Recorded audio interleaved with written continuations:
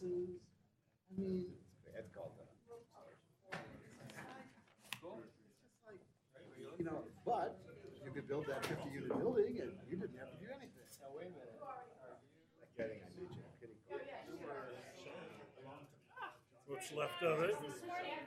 Right. Right. And that's important.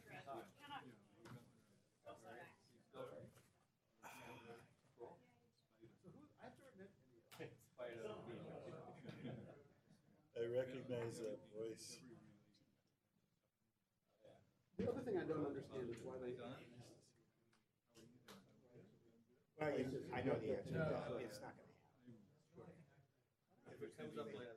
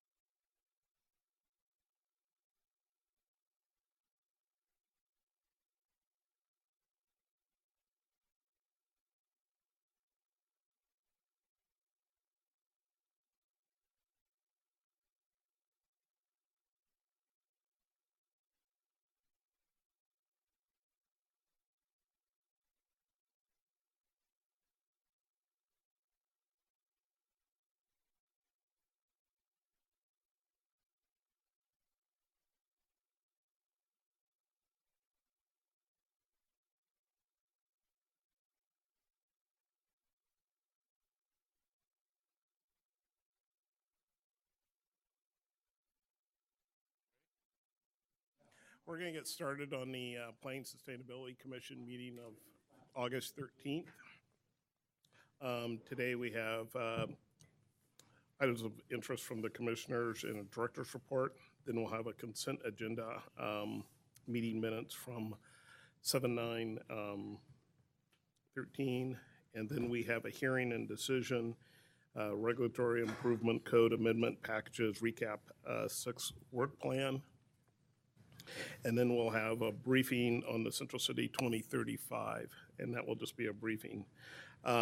Because this is a hearing on the RICAP 6, if you will fill out a card that are, if you wish to testify, that are on the back table and provide it to Julie, who's in front of the computer, we'll call your name. You'll get 3 minutes to provide your opinions, and then we'll have a discussion and talk about RICAP 6. So to get started, items of interest from the commissioners. Anything? No? Director's report? I just have 2 items. One is that on August 20th, 21st, and 22nd, we'll be having a charrette for the inner southeast station area plan. So any of you who might be interested, the west quadrant charrette went very well. And we'll be talking a little bit about that later in the meeting, but I wanted to give you a heads up about this. It'll be for the station area planning for the ONSI station, for Clinton, for the Rhine station, and Holgate. And so it should be pretty interesting. And we had about 80 people on the west side quadrant involved, of local neighbors, businesses, architects, engineers, designers, others. And so I think it should be a really good process. And then second, just wanted to let you know that during the next few weeks, we will send you a timeline for the next steps on West Hayden Island. You'll notice a few less people than we had at our last meetings. So we want to line out for you where we're headed next, including likely a work session with council in the fall. So that'll come to you in the next couple of weeks after we finish up some discussions with the mayor when he gets back in town after vacation. Great. Consent agenda, consideration of minutes from 7/9/13 PSC meeting. Is there a motion? Move we adopt the minutes. Second, moved and seconded. All in favor? Aye. Opposed? No, passed. Regulatory Improvement Code Amendment Packages, RICAP 6 work plan. This is a hearing, and again, if you wish to testify, please fill out a card that you can find in the back and provide it to Julie, and we'll call your name.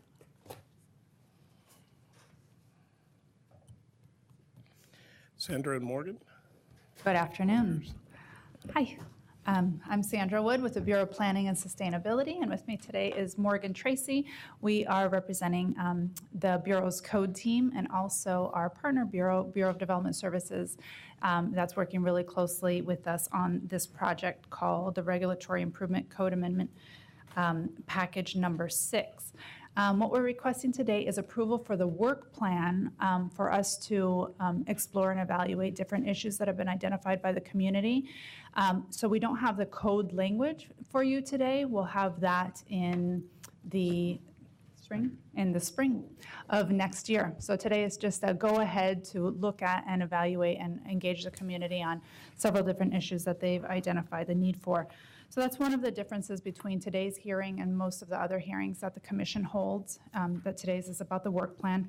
The other difference between today's hearing and others is that the commission is the decision maker on this work plan as opposed to sending a recommendation to city council. So council several years ago delegated that authority to the Planning and Sustainability Commission. So we are hoping to get approval today. You feel powerful. So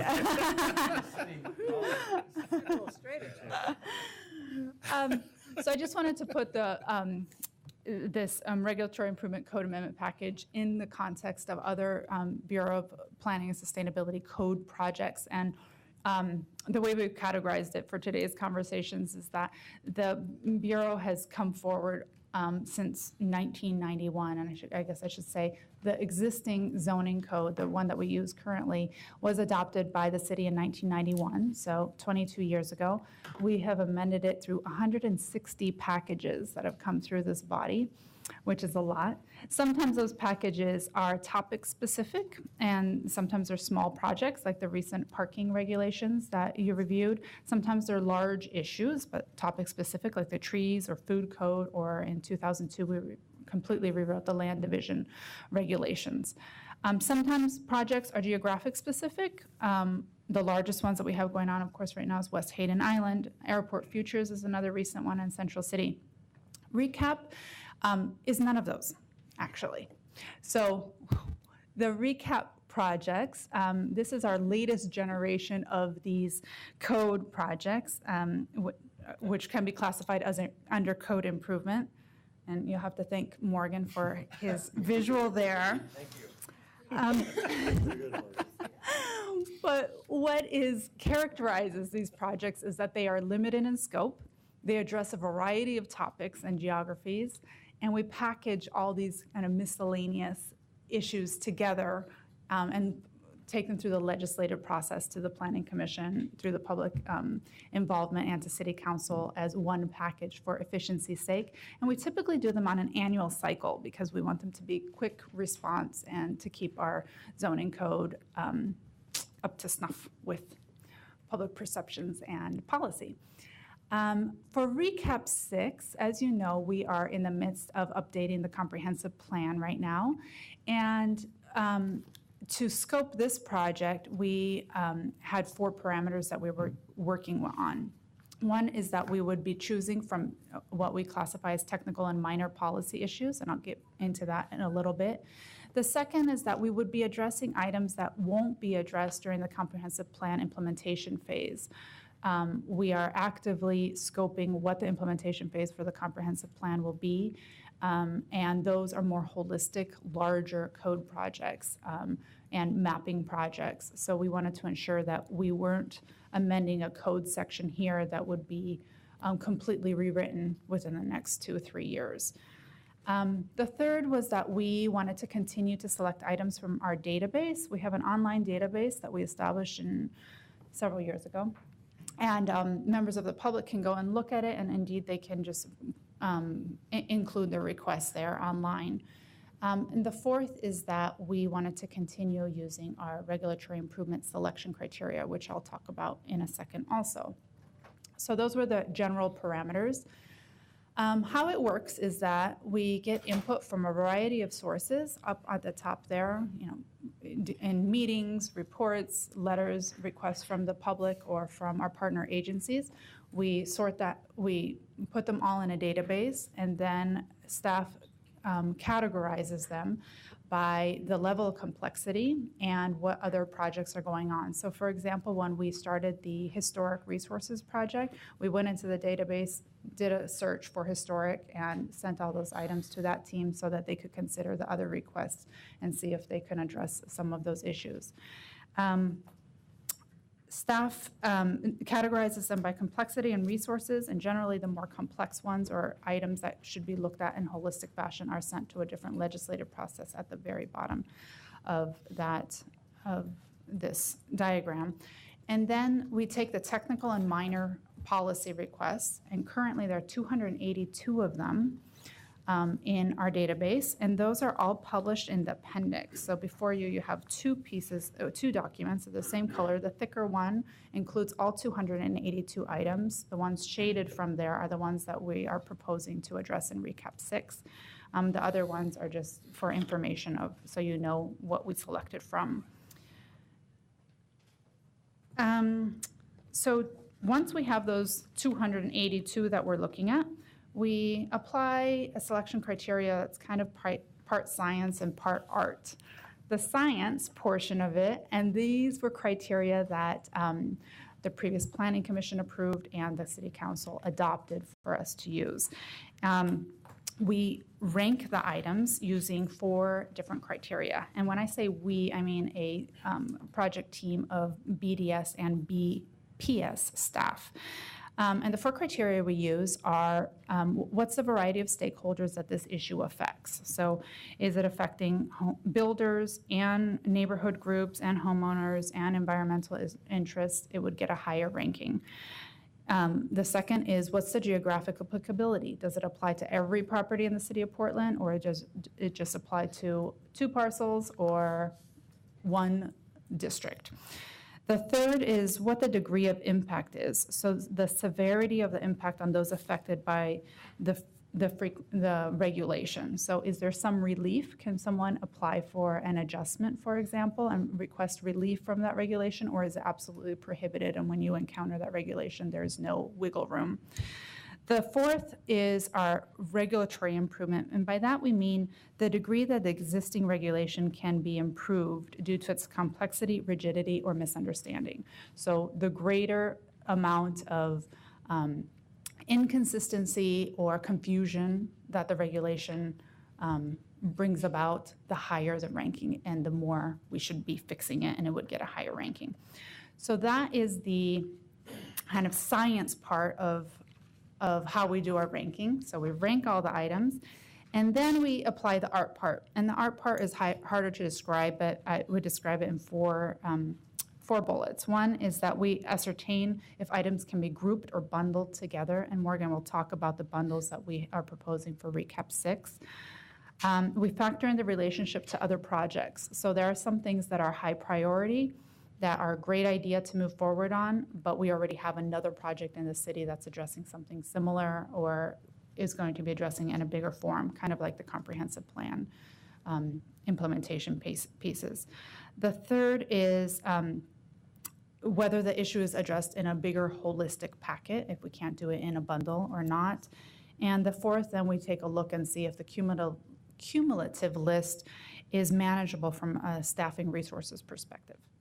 So that's the work that we've done so far to bring this packet before you today.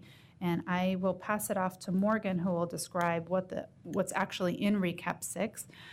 There's 42 items total, 19 minor policy changes, including 3 bundles, and then 23 technical and clarification items.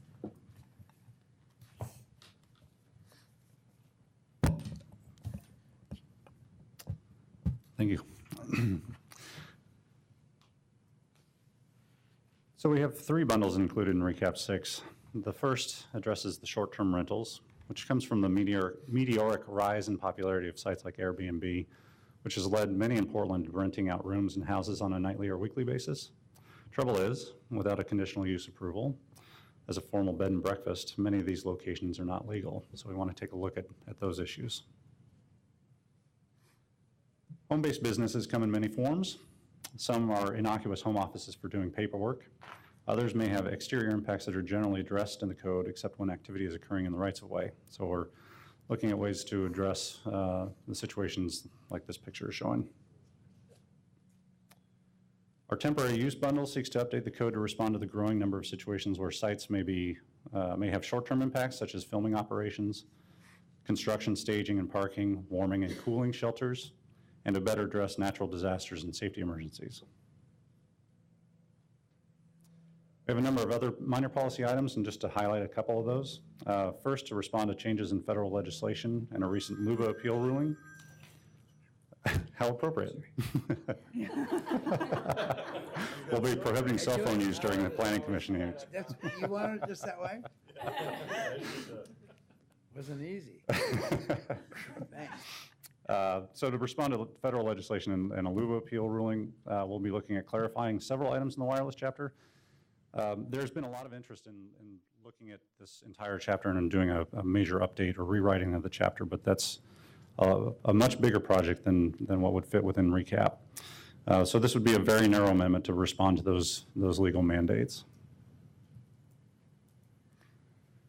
2 other minor policy items include addressing the requirements for convenience store changes in ownership or operations and how neighborhoods are involved when that change occurs. And secondly, changing the height limitation for fences in the front yard. So front fences are kept low to promote sort of the eyes on the street, better surveillance, better community interaction. But some have suggested increasing the height from 3.5 to 4 feet as being more appropriate. So we'll be taking a look at that as well. The technical items, we have 23 technical or clarification items in this year's work plan. So these are discrete changes that don't affect current adopted policy, but improve code implementation.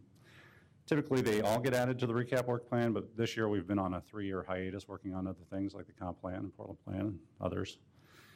And so, as such, there are too many to address all at once, so we're splitting them up, and we'll address the remainder in future RICAP projects. These technical items range from the mundane, changing the landscape illustration in the parking regulations to match the requirements, for example, to the obscure, changing the number of design commission members to match their actual enrollment. That's a good thing to do. But there can be some interesting items as well. You've received some testimony about this item. This is Multnomah County Drainage District's request to look at their bank maintenance work and work that occurs above the ordinary high water mark. So we have this in our work plan as a technical correction because the scope of what we're looking at is very limited in nature.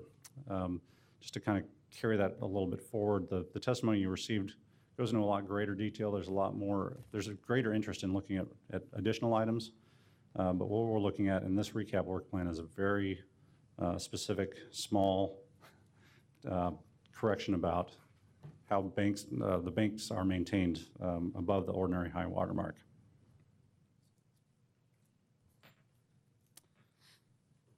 So next steps, following your decision today and continuing into fall, staff will analyze and develop code concepts with a public discussion draft to be released in the winter.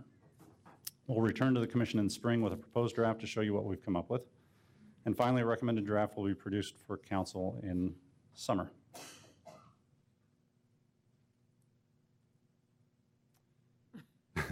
So staff is asking the commission to approve the proposed work plan, noting that selection of the items in the work plan does not constitute an endorsement of a particular solution or even that the item will result in a code amendment. Approval of the work plan will allow staff to evaluate the issues and return to PSC with proposed solutions in the springtime. And we're available for any questions before the train leaves the station. Questions? What do you mean by convenience store improvements? That's kind of vague. I have to leave it Actually, vague. it's kind of a contradiction. The convenience store is No, I mean, you have Improving. some proposal in changing the code. so there's some confusion in the way the code is written. It addresses changes in operations or changes in ownership. By hours of operation? No, just who is operating or owning the convenience store. So so say a 7-Eleven becomes a plaid pantry, right? Will the plaid pantry be subject to the same requirements that the 7-Eleven was in terms of producing a neighborhood plan to address complaints from the neighbors, to ensure that their landscaping is being maintained and so forth? So there's a requirement that each convenience store prepare a neighborhood plan that addresses sort of the potential offsite impacts.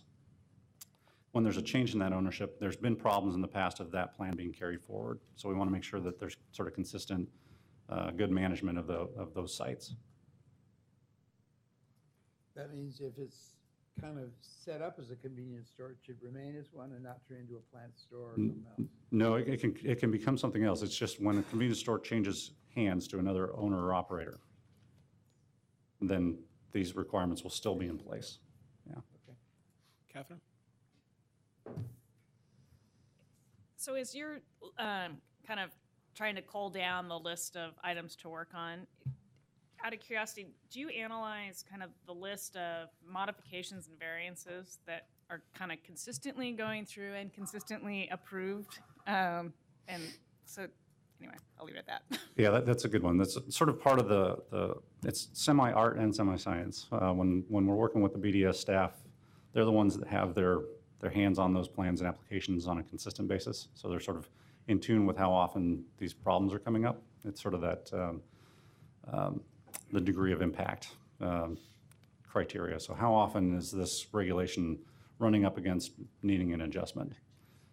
It's sort of part of the reason that the fence item is on the list, something that we receive adjustment requests for frequently and grant them frequently. So what I was seeing, and I went through the amendment kind of quickly, so I'm sure I missed a lot, but is definitely a lot of items that I can see hit staff quite a bit, but not necessarily items that end up in front of Design Commission. And there's items that end up in front of Design Commission repeatedly over and over and over, and those cost the applicant money, and they're very often granted. And so, and loading's a great one. I mean, there's constantly a loading modification or variance, and tandem parking stalls is another one. They don't necessarily seem like large issues, so is that kind of part of your process or analysis? I know you have BDS staff kind of helping you, but does Design Commission play a role in kind of helping to inform things that they're seeing or analyzing? We haven't gone to the Design Commission, and in this packet in particular, we've been talking a lot about design during the comprehensive plan update, and we know one of our implementation projects for design standards will be the rewrite of the mixed-use zones, which are commercial zones right now. What the Design Review Commission sees are only the areas that have design overlay, the D overlay, and they don't see all of the projects that are coming along there. So part of the scope of that project is looking at what type of design standards would we include in the base zones just outright, as opposed to in the special districts where we have a design overlay. So I think the short answer to your question is that we didn't talk to the Design Commission about those items that have frequently come up, but we're relying on BDS staff to bring those up. And they're indeed actually the main people who put requests into the database is Tim Herron and all of those guys, right, that they continually put the items in as they come up, as opposed to just like a once a year when we come up with a recap work plan. Sandra, didn't we have a loading item in recap 5 that sort of went directly to that point? We did, and I don't remember what the amendment was. Do you remember? But it was because of what the Design Commission had been experiencing. I can tell you, just a small part is the Design Commission is still reviewing loading issues, just about with every application or request. So just a little one to work on, and I don't know that it's necessarily hits the top here. I was just kind of curious about the process. Chris? So I joined the commission at the tail end of recap 5, so I got to work on the proposed changes, but missed the selection process. This is the first time I've had a chance to look at the database. And I was curious about what looked to me like a couple of natural bundles and where they fit in your ranking process. One is around community design standards, which I know from my days as a neighborhood activist is, I haven't met any neighborhood association that thinks the design standards are good enough. So opportunities to improve them would be welcome. And the other is also a neighborhood issue, the neighborhood contact requirements. So where did those sort of fit on your radar? So let me talk about the community design standards, because we've been talking about that for years. There are many items in the database that are one piece of it, another piece of it. A lot of them have to do with the community design standards specifically for multi-dwelling development. The community design standards were written originally for Albina Community Plan. So they are very focused on the architectural vernacular of inner Portland with the 3.5-foot trim, 3.5-foot inch wide trim, and the arts and crafts style. When we hear people talking about community design standards, sometimes they're talking about the community design standards and where those apply, which is very small portions of the city. Sometimes they're talking about design overall. Sometimes they're talking about design review. And we definitely think it needs an overhaul. And sometimes people are talking about that they want design review or historic design review in their neighborhood. So it kind of transverses all of those areas, and the scope could be really broad and it could be really small. For this packet, there's definitely an obvious bundle, but we think it would be better suited to a more holistic project that's looking at how do we regulate design and what do we care about in all ports. Horizon at some point? It is on the horizon for the mixed-use areas to the mixed-use code that I was talking about, and that's part of that project scoping. So that takes care of the areas where we expect to see the most growth, the most change, and the most development take place. So that's where we want to concentrate our resources right now. Our RICAP team is hoping we will do another piece of the city in the next couple of years too. And then the neighborhood contact. Yeah, to talk about the neighborhood contact requirement, the item, interestingly, it ranked pretty high, frankly.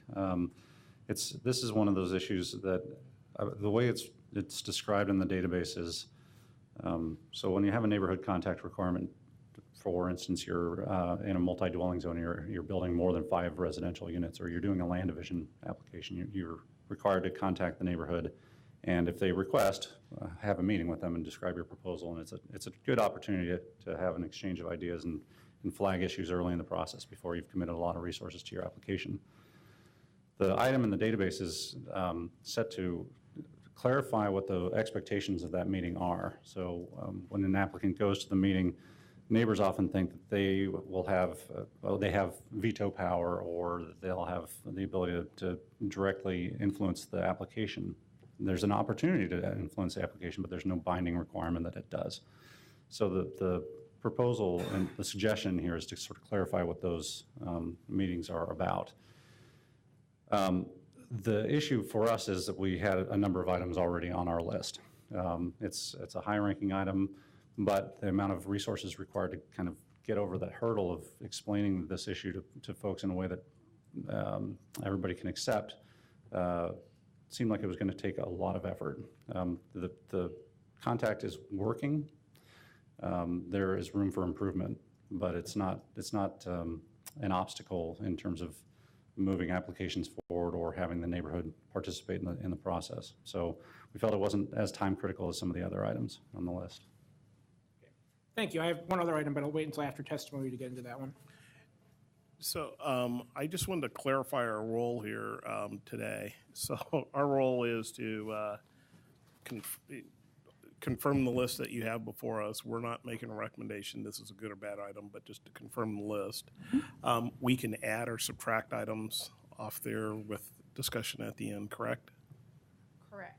And We do have a limited Yeah. staffing budget. Yeah. And so part of that addition component is the idea that there's resources are limited. So as we think about adding, we got to think about maybe a deduction or two to balance that. So, and then obviously listen to the testimony today too. Also. Great. Any other? I'll wait till, I've got something, but I'll wait. Oh, okay. Okay. I'll call up two at a time. Again, this is a hearing. You'll have 3 minutes to testify. And we'll call up two at a time, and we have about 8 individuals that wish to testify. Yon Allen and Sue Carter Law. Oh, Yvonne Allen and Sue Carter Law.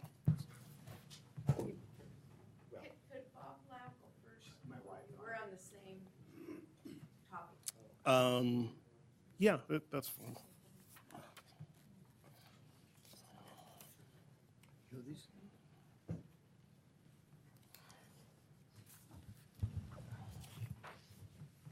My name is Yvonne Allen. I live at 9004 North Van Houten Avenue, 97203 in North Portland. And I'm just a resident. And I bought a home 5 years ago. And it was really hard for me to get my home. It's my first home as a single woman. And 2 years ago, my neighbors decided to start a metal recycling business.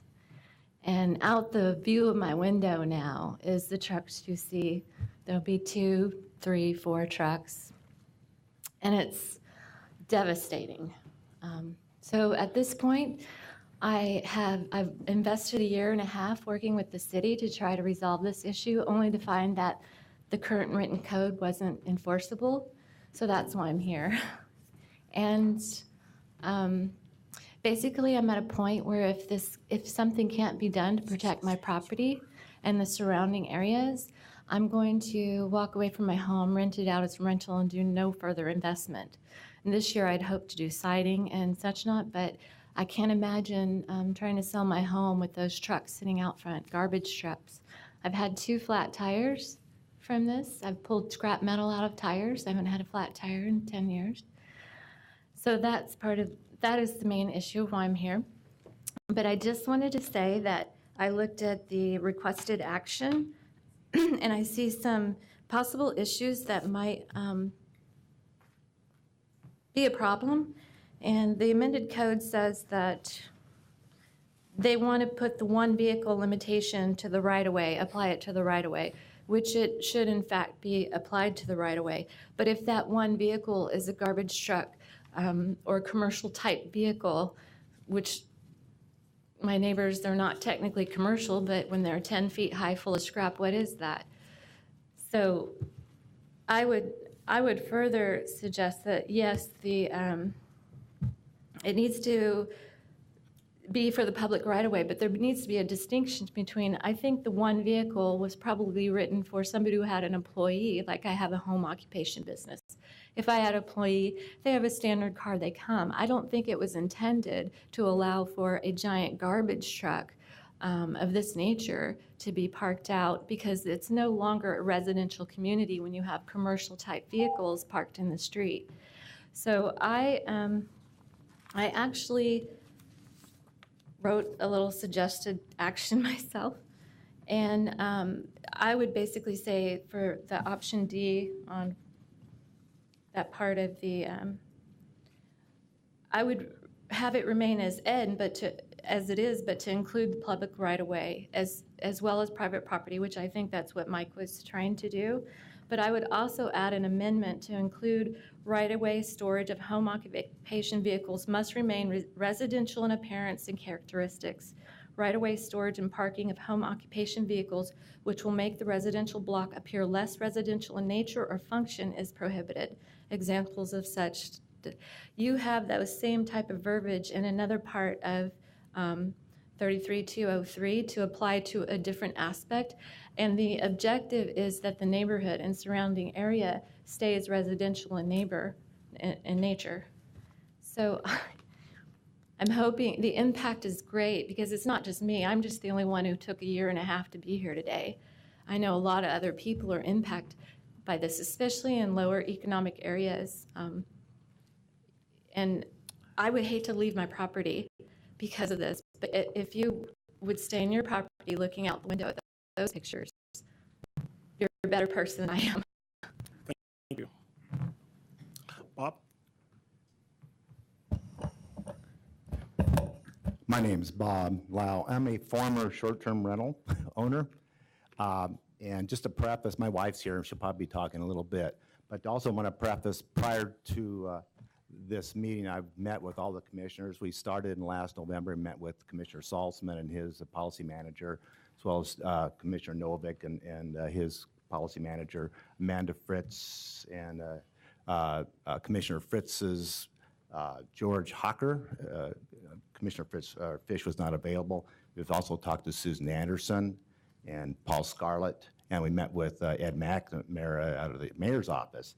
And we had a PowerPoint presentation. We spent about a half an hour with each one of them, and each time we walked away, we got nothing but support on changing the short-term rental issue. So what I provided you is a little handout of my speaking points here, as well as another handout, there's another one there too, as well as another handout illustrating, this is provided by Airbnb. This kind of illustrates the expansion or explosion, if you will, of the number of people who are now using Airbnb as a rental source. And so, so in Portland, we have found that the number of people, this is based on looking at various websites, Airbnb, HomeAway, TripAdvisor, et cetera. 2 years ago, when Steve Unger, who's going to speak also, when it came before the city commissioners, there were only 287 short-term rentals in the city of Portland. In March, we met with the commissioners, there was like 1,300. Just the other day, we looked again, there was over 1,500 people who were advertised on Airbnb, HomeAway, and VRBO. So it's a reality. Short-term rentals are a reality. And out of those 1,500 or so short-term rentals, only 20 are licensed in the the city of Portland. That's based on information I got from the Revenue Department back in April of this year. So why are there so many people who are not licensed? It's because the regulations and costs are prohibitively expensive. As in fact, when I went to the first floor downstairs to see about getting a bed and breakfast license for short-term rental activity, I was told, since I was in R5 zone, that I cannot get a short-term rental license. That's confirmed by what I found on Portland Online. It talks about short-term rentals are not allowed in residential zones, which is in contrast when you read chapter 33.212, it says you can, but it's a very onerous and complex reg regarding a type 2 conditional review, which is very expensive, as you probably know. So at least there's a lot of confusion as what it takes to get a short-term rental license. I also like to point out that the current code, 33.22, addresses bed and breakfast facilities. And I would submit to you, those 1,500 some odd people who have short-term rentals, that majority of those people are people who have a single-family residence, who have maybe a room or two available to rent out to people. They're not bed and breakfast. They don't have events scheduled, and mostly they probably aren't providing food. So it's a completely different animal. So that's another reason why we need to probably address this regulation or ordinance, to make it, simplify it, make it approachable for people to get their license. Thank you. And how am I doing time? 30 seconds. Okay, so I'm trying to touch on these Well, points. we're kind of done here. Can she pick up the rest of it? Oh, I'm over time. Yeah, I hope so. Okay, thank you. Financial impact.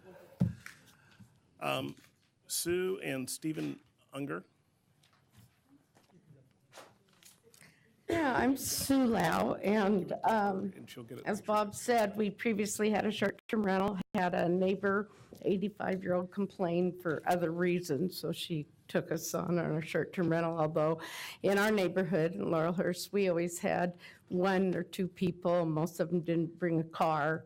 Most of them took transportation, and most of them were there to visit kids in the neighborhood that had moved to Portland. And so what we mostly stress during our conversations with the commissioners is the revenue loss of not licensing, because we're very happy. We have shut down, but we would be very happy to pay a hotel tax, and so would we probably have 30 friends doing Airbnb that also be very happy to pay a hotel tax. We figured out that the city is possibly losing, at the rate of growth right now, close to $2 million a year in hotel taxes that they could be getting if they made a system that was less onerous and less complex for people to comply. You know, there's a lot of issues, and what else we handed to you was a handout that we gave to the commissioners, the latest one, Nick Fish, which says certainly people should have regulations. They should be safe. They should have a parking place, you know, and those things. But the impact of the short-term rentals, it's the future, is a lot less than the big house across the street that rents to 5 kids that have cars coming and going all the time, and they don't have to be licensed. I would also tell you that when you look at the impact daily, there is a great, daily just in licensing these and collecting that tax. What was it, daily? It's there. Yeah, it's on your sheet, yeah. And so what else I've done is provide you the information we provided the commissioners with, the suggested regulations, and also people that want to testify, but they do not want to give their name and their address for fear of what happened to us, you know, they'll be closed down. What they're saying, like the first one here, Jay Crow, talks about, she's been doing this for 2 years, and she's tried to get a permit, as of another person on the back, and they are getting permits for vacation homes from the state, and so they're paying taxes to the state and money, but they don't know that they're supposed to be paying to the city because there's no way they can do it, and they want to. And then they're small, a lot of my friends are single women in small homes and in the economy trying to keep their houses up. So there's an equity issue here, a social justice issue. I would say that with the research done by Airbnb in San Francisco and communities like Austin, which is very similar to ours, who does currently have a short-term rental ordinance, that probably 90% of the people in the short-term rentals are not the hotel crowd. They're not taking away from the hotels. They want to be in neighborhoods.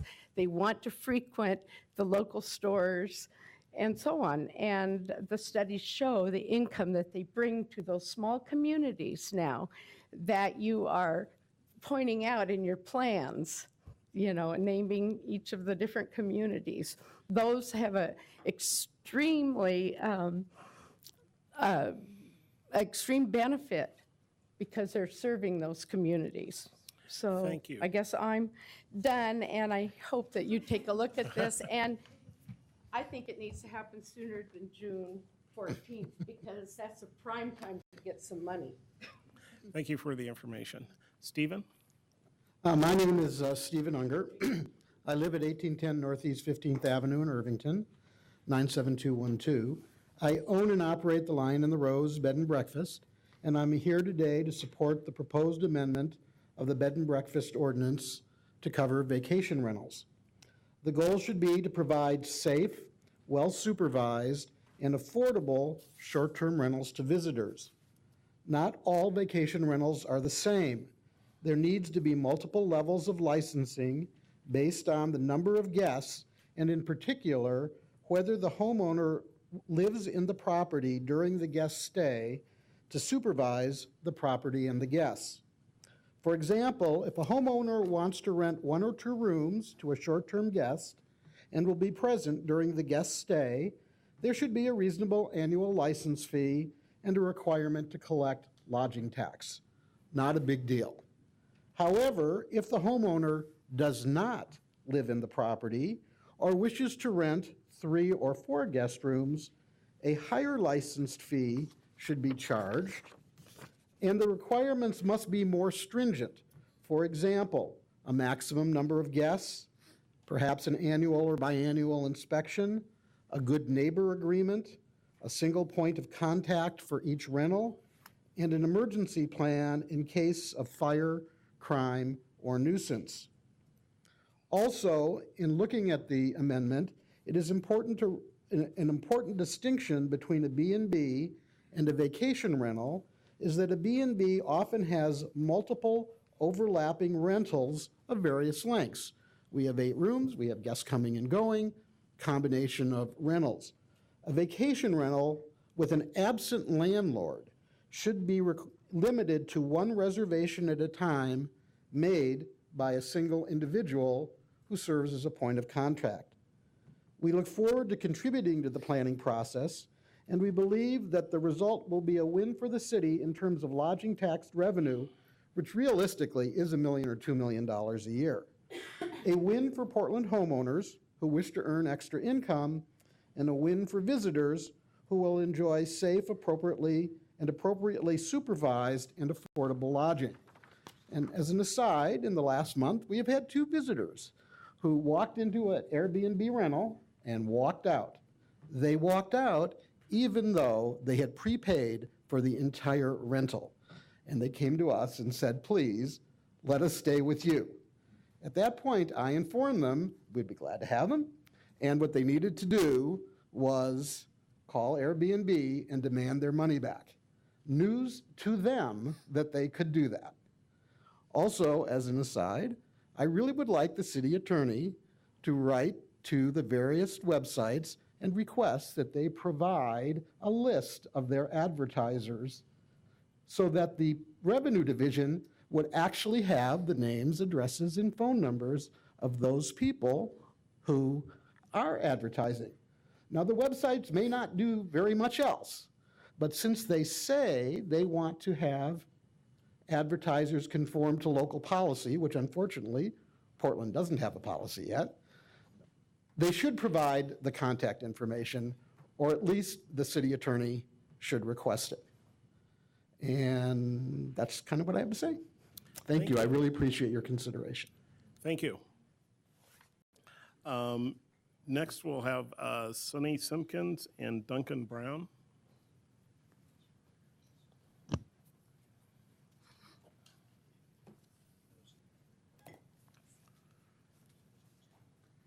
I am Sunny Simpkins from Multnomah County Drainage District, located at 1880 Northeast Elrod Drive in Portland, Oregon. And this is Duncan Brown, who's a consultant for us. We're here to, I guess, provide support for line 25 in the recap number 6, which is proposing to clarify normal maintenance and repair area within our drainage districts. That would basically exclude the term ordinary high water from the code. At MCDD, we provide flood protection for the city of Portland in the Columbia corridor. We do that through maintaining drainage ways and the levee system. We currently manage 28 miles of levee within the city of Portland and 35 miles of drainage ways. With the elimination of the ordinary high water mark, it will make our process of maintaining those areas more clear when we're dealing with BDS. You want to add something? As Sunny mentioned, these three districts that we represent today, Multnomah County Drainage District number 1, Peninsula Drainage Districts number 1 and 2, provide stormwater conveyance and flood management functions for much of the Columbia corridor. By their very nature, operations and maintenance activities occur in or adjacent to the Columbia River, Columbia Slough, and other water bodies and drainage ways that also have high environmental values and functions and are protected through the city's environmental zone. In the 25 years or so that the environmental zones have been in place, the drainage districts have recognized these multiple functions of the drainage ways, adjacent wetlands and uplands, and have worked with the city to ensure that district actions protect and enhance the environmental values of those resources while continuing to carry out the district's mission in a responsible and efficient manner. Many of the district's maintenance operations are ongoing and repetitive over a long period of time, often involving levee and drainage way bank reinforcement, repair or regrading, dredging, vegetation removal, and waterway obstruction removal or modification. Virtually all of these activities are within an environmental zone. In an effort to clarify, simplify, and provide consistency over time in interpretation of what, if any, level of environmental review may be required for a given action throughout all the district maintained facilities, a memo of understanding, or an MOU, was entered into between the city and districts in 2001, with the objective being to clarify through code amendment the activities that are exempt, not exempt, or exempt within certain limits or with certain mitigation. According to the document, the MOU, it will remain in effect until replaced by code amendments designed to fill the intent of the MOU. Although the MOU has functioned well over time, it's a document that's outside of normal land use regulations, and confusion is beginning to rise as the development code is amended with potentially conflicting language. Recent plan district adoptions within the Columbia South Shore are examples. We believe today is an opportune time to revisit the MOU with the purpose of identifying how the elements of it can be included into the development code. So in addition to supporting the city proposed work plan element number 25, which will help clarify that normal maintenance and repairs may occur both above and below ordinary high water along the drainage ways, the districts also request that you consider expanding this work element to include a review of all land use related elements of the MOU that the districts now operate under, with the objective being to clarify through code amendment the activities that are exempt, not exempt, or exempt within certain limits or with certain mitigation, as already agreed upon by the districts and the city through the MOU. This will allow a more complete and comprehensive plan, or complete and comprehensive analysis of district needs and how they can be accommodated in a manner that also protects environmental functions and values of these important natural resources. Again, thank you for this opportunity to address the Commission. As I understand the way Sandra explained it, the work plan that's before you today deals with specific, more technical issues. And understand, and I would like to point out or agree with her that what we're requesting is well beyond what's presently recommended by the Bureau. At the very least, what I would like, although I would like you to side with us and request that we adopt the full, the city do the full analysis of the MOU, I would like to offer to meet with the city to further, at the very least, to further discuss replacing the MOU with specific code language that would address the issues that are that the MOU has covered. Okay, so you're requesting a further communication with the city? As a fallback As a position. well, just as a continuation of this conversation. So I think that can be arranged. I think there's yes. Mike? Yes, I didn't realize that discussing code would be so interesting. I made a comment at our retreat. Got him hooked. And I'm into it now. First of all, I'd like to recognize the fact, I don't know how many people remember, but Duncan was the person who did all the original work on the Columbia South Shore, all the environmental zoning. So we owe him a great debt of gratitude. And Drainage District as well. I can remember the day when they weren't really into environmental protection and remediation, but have changed dramatically over the years and are doing a great job out there as well. I actually red flagged this and asked for some input from folks who have worked in the Columbia South Shore along the Columbia Slough, because anytime I see exemptions or changes in environmental codes, the hair goes up on the back of my neck. And I was informed that in fact today we are simply acting on the package, that this issue will be addressed by presumably advisory committees and so forth, and the Columbia Slough Watershed Council, for example. I am a little uncomfortable with throwing the MOU into this package personally, and I think there may be other, and I'm not disputing the fact that we need to do the work, but there may be other avenues that might be more appropriate than this recap. I don't know if Sandra wants to comment on that, or you want to rebut, or I mean, surely there are other avenues through the maybe a broader analysis of streamlining restoration projects and so forth. I don't know. Yes, I guess our position right now is when we added this to the work plan, originally we were thinking that it was a small technical amendment. Right now, the Multnomah County Drainage District, if they're doing maintenance on the bank below high water mark, it's exempt, but above high water mark, it's not exempt. Right. So that clarification was what we had added to the work plan as a technical item. It didn't need to be ranked. It's, technical.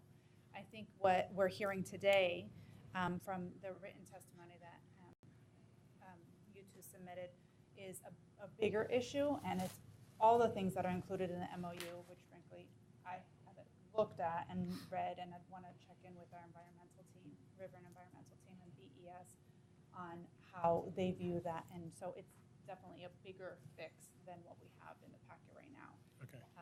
And I agree with you. It's probably, I'm not ready to say that I would endorse looking at the bigger fix during RICAP 6. That's a concern I had. Yeah. Not that it doesn't need to be looked at and worked on, but I think there are other avenues to do that. Thank you. Jason Fayan and Ken Lyons.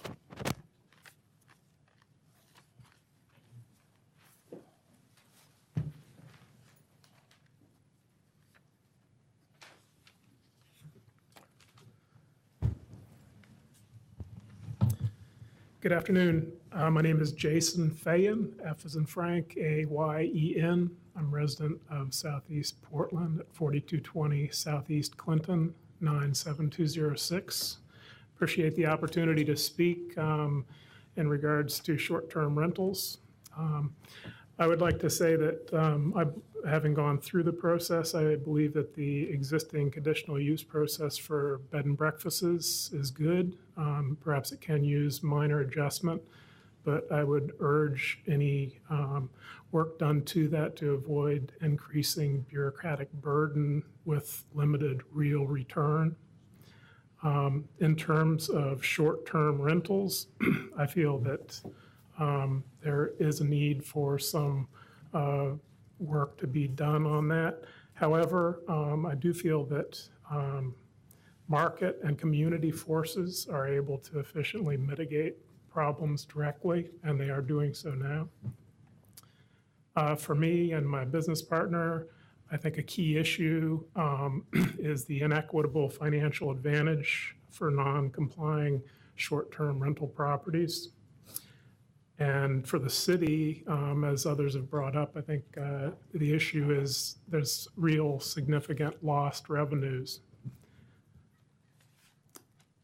I personally feel that in this time of limited resources, which have been mentioned several times, that I would like to urge the city of Portland to address this initially by requiring online lodging sites to provide transparency in the form of direct contact information of the property owner operators for short-term rentals. Provide that or make it available to the Revenue Department as a prerequisite for offering properties in the city. This would allow for monitoring the properties for tax compliance and would allow the city to harvest, so to speak, significant tax revenues. I would feel that at this point, that would be the best way to proceed, as short-term rentals are a reality, and many of them are able to avoid scrutiny under the umbrella of these online sites. Thank you for your time. Thank you.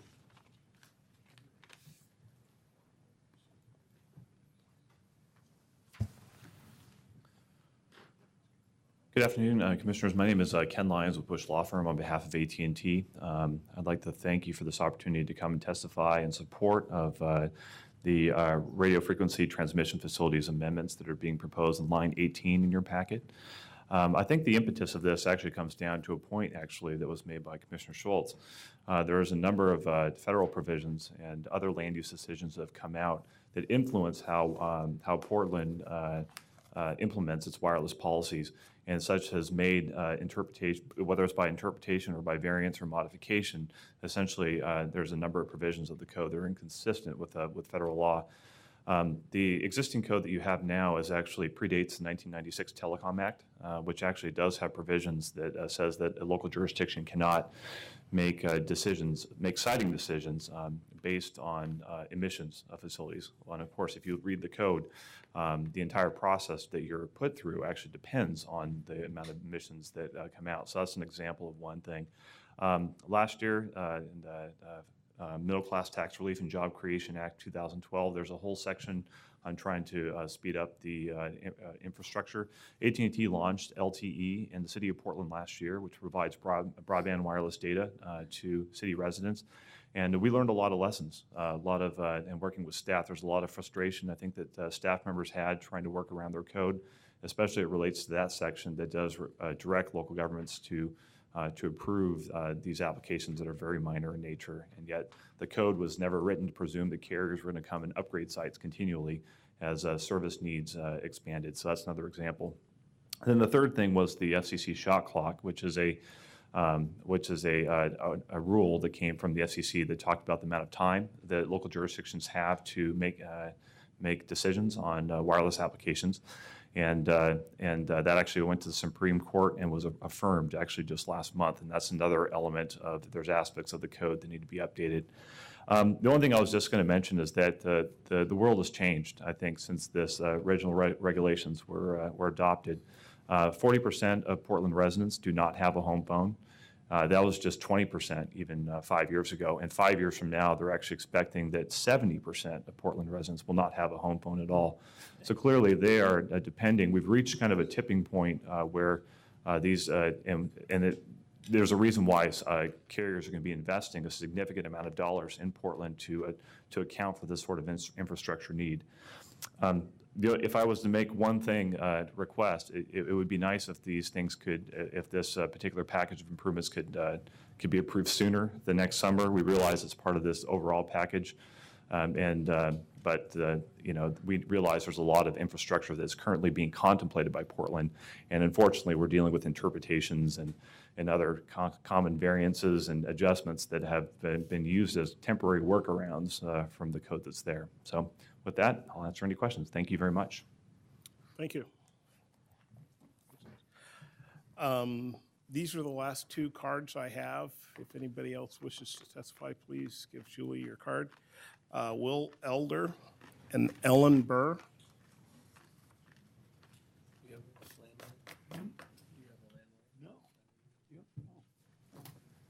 Sure, it drives me nuts, but I don't. Will, you want to he's coming, but why don't you get started? Great. My name is Will Elder. I'm actually a planner at Metro. I have a bar downtown called Valentine's, but I'm here to talk about the B&B issue that is in this packet. Actually, I pretty much agree with everything that's been stated here today. The only thing that I would maybe take a little bit of a disagreement with is that the current system for the conditional use functions properly. I actually was running a vacation rental. I was paying occupancy tax. I was very aware that this was something that was not only beneficial to the programs in the area, but also maintaining the convention center, other facilities that are really reliant on that occupancy tax. My property generated approximately $8,000 a year in taxes, so when you hear $1.5 or $2 million, my guess is those are pretty accurate. What I was not aware of was that I was required to have a conditional use to function as a B&B. And I found that kind of funny because I never thought of myself as a B&B. In particular, I think about a book called How Buildings Learn, and I think about my structure as kind of how buildings are learning, or actually how people are learning. And I think you heard about demographic shifts. I know for many people, just being able to hold on to their homes, this was a way of generating income. As you had empty nesters, there was a way of, how do I hold on to my house? And this was a great opportunity for residents to find ways of generating revenue that would actually allow them to stay in their homes. As I went through the process, the conditional use, I believe, is just under $4,000. I was required to do a transportation study, or in particular a parking study, which I was able to conduct. I was able to get support from all of my neighbors, went through the process, and in this found out that what I identified as a number of rooms was not consistent with what was on the taxes. And in order for those number of rooms to be changed, that I would need to go through a building code process and actually bring those rooms up to current code. One of those rooms has 3 walls of windows. It's on the 2nd floor, which would require an engineering study. And as a person who's sank 10 years worth of repairs into it, I quickly started adding this up, and I got to about $40,000 to $60,000 and said done. So what I'm here to do is really support that the work plan be adopted. I would really encourage the city to solicit the people that have testified today for stakeholder engagement, and I look forward to hopefully seeing this move forward sooner than later, which seems to be a common theme for all the issues. Thank you.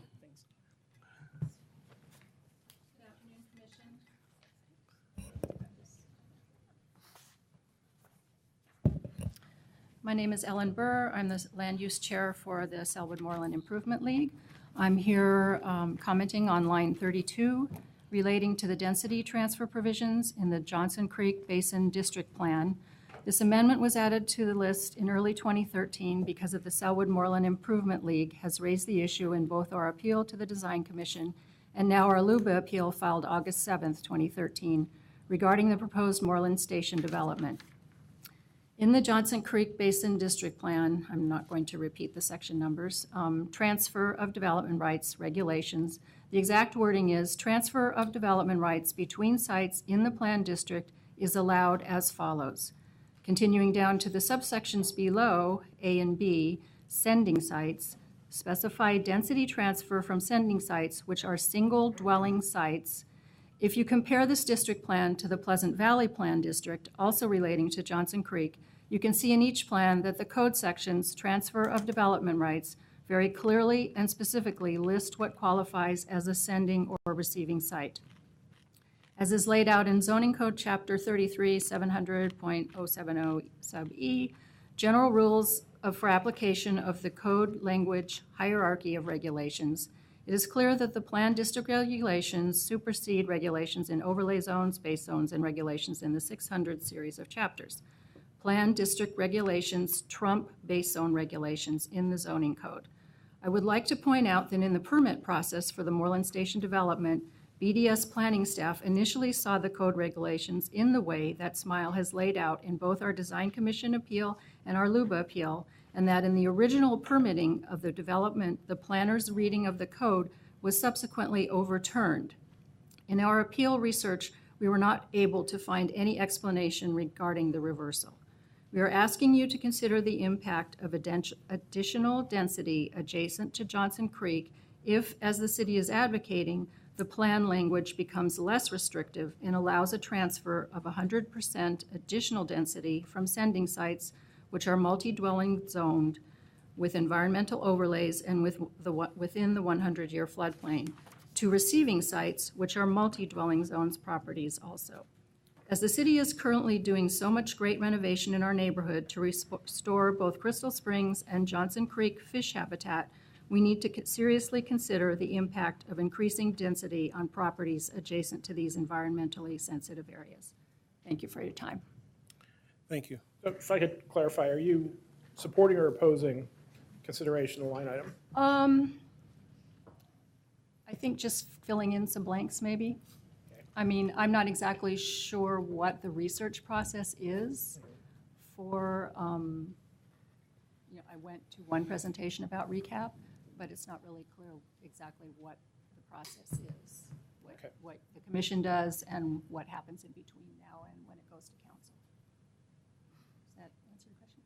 Thank you. We have one more, Paul Scarlett. So just for clarification, those concerns would be addressed in the process that goes forward once we make our action right on that particular issue. Paul? Good afternoon, Commissioner members. Paul Scarlett, Director for Bureau of Development Services. Thought I'd take an opportunity just to say a few words and some remarks sitting there listening to the testimonies. One, very pleased to be partnering with the Bureau of Planning and Sustainability and have had good conversations with Susan Anderson and her staff. And of course, the Bureau of Development Services staff that are partnering with BPS staff to have one, identified the list of the 42 items that are part of RICAP 6 out of the 282 items. As you know, these are items that's been in this bin for some time and based on resources, priorities, competing practices, technological changes. Some of them are overdue for update, and certainly the process that's in front of us to have the items that's been listed to be vetted with the public and get the necessary feedback and then be brought back here. So want to echo my support for this process. Commissioner Fritz's office with Mayor Hale's office, of course, combined effort in that there is some joint funding to really go forward and make this happen, which over several years haven't been the case based on a number of, I guess, mostly financial constraints and political priorities and so forth. So very excited about this, impressed with the work that's been done so far in the briefing that Susan and I have received from our staff. So just wanted to share that with you. Thanks. Thank you. Good. Since you're up here, was there any discussion or is there any work planned on the signage code? On the signage code, there is current conversation occurring on the sign code. The sign industry has visited with us extensively, and of course, we have those permits or projects that come in. So I have asked our staff to look at the sign code, and we'll be working with the Historic Landmarks Commission has inquired of us about sign regulations on historic structures, historic districts. So we are looking at it, and we'll have a process that would include public input as well. Other questions? Thank you. Is there anyone else in the audience that wishes to testify on RICAP 6 work plan? If not, we'll close the hearing. Morgan, Sandra?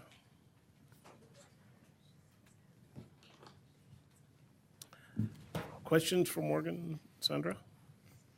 No, I just wanted to clarify something really quickly. I was struck by the testimony of the woman who has a home in North Portland, and she was pointing out those trucks. And while I feel for her, I mean, I also realize, a lot of us realize, that a lot of people are trying to make ends meet, just like the people that are trying to rent out a room in their home. A lot of people are trying to, I've seen people collect their cans, aluminum cans, to try to sell them. So I want to be clear that this is going to go forward and this is going to be studied, right? It's not just going to be a automatic, what would be the word? Foregone. And the gentleman can't sell his aluminum cans. Yeah, I just want to make sure that that's okay. And I guess just to sort of follow that up, it does sort of beg the question of our equity framework and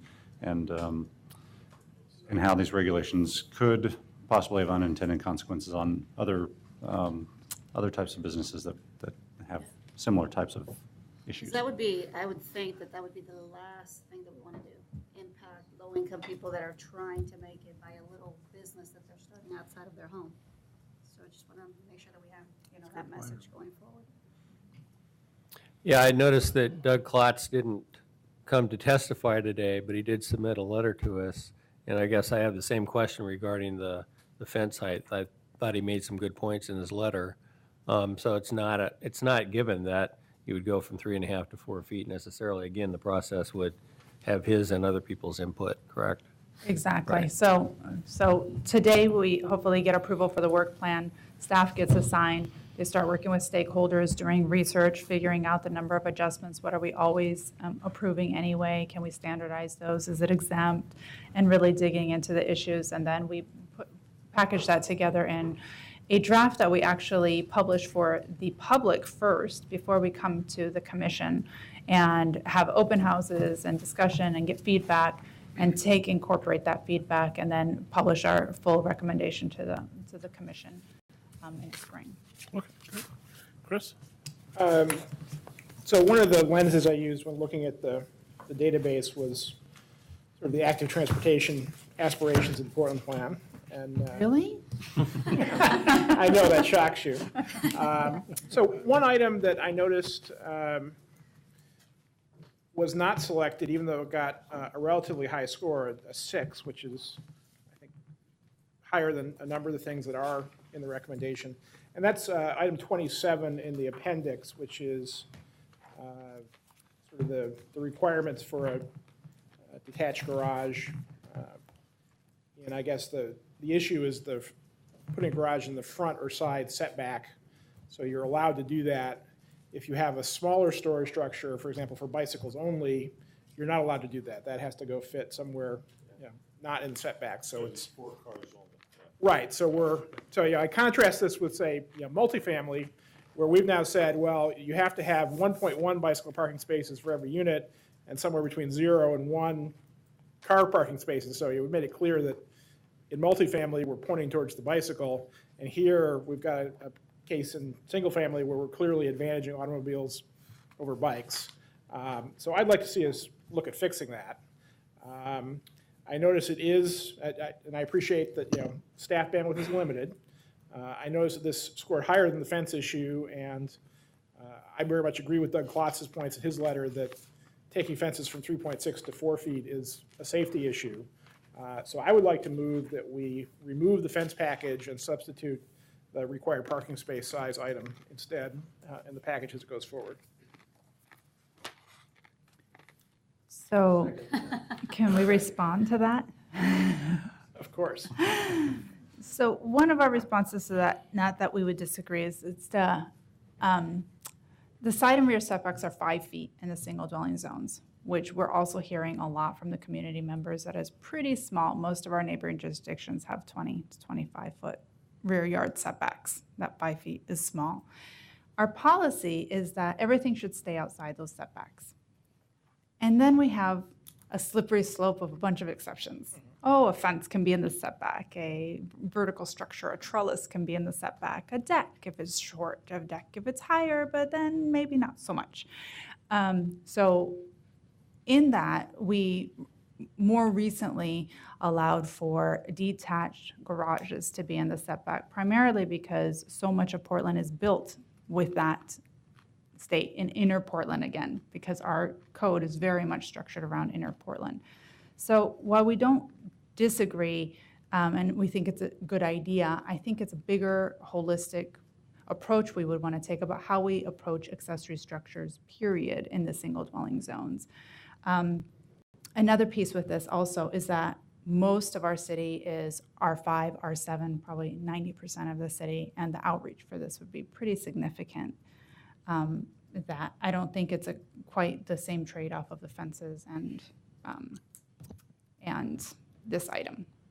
Sandra, could you clarify about when you think this could be a part of a more holistic look as implementation, code writing of coming out of the comprehensive plan? Yeah, so right now, as I mentioned, we are scoping the comprehensive plan implementation phase. There are some things that have to be on that list. What are we doing with our institutional shortfall? What are we doing with our industrial shortfall? And then there are some that are really good ideas and we would like to take forth, and we've been having community conversations about, like the residential development and compatibility policy expert group has been having, and they are scoping out, and they've touched on this issue a lot. And so we're going to be coming to this body with what our full implementation package is for the comprehensive plan, including what things we would like to get to in a future year that we aren't able to with staff capacity. So we are probably coming to you in January, February-ish with that packet, and this could be included in that scope. But I can't promise whether it would be addressed. Necessarily be. So, And so I totally agree with the idea of that, because we had this in-house discussion. I was like, yeah, Chris and I are agreeing on something. This is great. I want to be able to say this. And then I went, wait a minute. It sounds like that doesn't happen very often.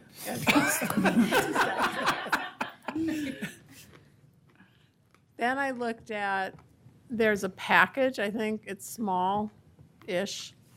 It's bigger than RICAP, related to neighborhood compatibility issues. And this is one of them. And what my preference would be is to leave it out of here, come back that's when I didn't know the schedule is, in terms of whether it's February or so, with here's what we're planning on doing in terms of code implementation projects that are falling out of the comprehensive plan. If we peel this one off, I know I'm going to hear from 10 other people who said, well, I want to do this part, that's in that same peg. And so I'm worried about pulling one item out at this time, because they will say, well, I would have substituted this one, not that one. It's more important to me. Other discussion? I saw the comments back and forth between Chris and everybody. This just seems like a hornet's nest to me. And you're talking about the 5-foot setback and encroachment in there and going into residential zones and talking to a bunch of people about whether or not they have a building up next to their window. It just seems like this is going to bring everybody out with a lot of issues, and if it can be handled separately with a number of other issues, as you're proposing, Susan, kind of as a neighborhood issue, it seems to me that's a better forum than to put it in this, because I mean, for me, I just personally am against, if you're going to put a little structure, what's the difference between that and a garage? I mean, And to clarify, we do allow detached accessory structures, and you could build a shed for a bike or a motorcycle, a Segway, or your skateboards, or whatever it is. But if it's outside the setbacks, it's fine. If it's in the setbacks, it needs to be less than 6 feet tall. and that's the so there's issue, that. is that, could you, I mean, some sports cars are low enough, you could build it, you drive your sports car in there, convertible or something. So, I mean, it just seems to me you get into a pretty slippery slope inside that setback, and a larger discussion for this, but we need to have a vote on the amendment. Are there, first, before we do that, are there other items that people want to include or remove? I have a question just kind of regarding the amendment. Thank you. So what made the fence issue kind of rise to the top? Is it, I mean, I saw commentary about typical building materials are at 4 feet, but were there is this coming up a lot?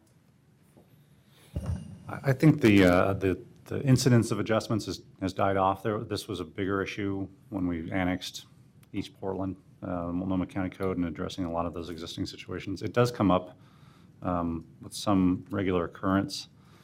I think the feeling from staff was this has been hanging on here for about 15 years. We should probably address it, and so we can move on with that item.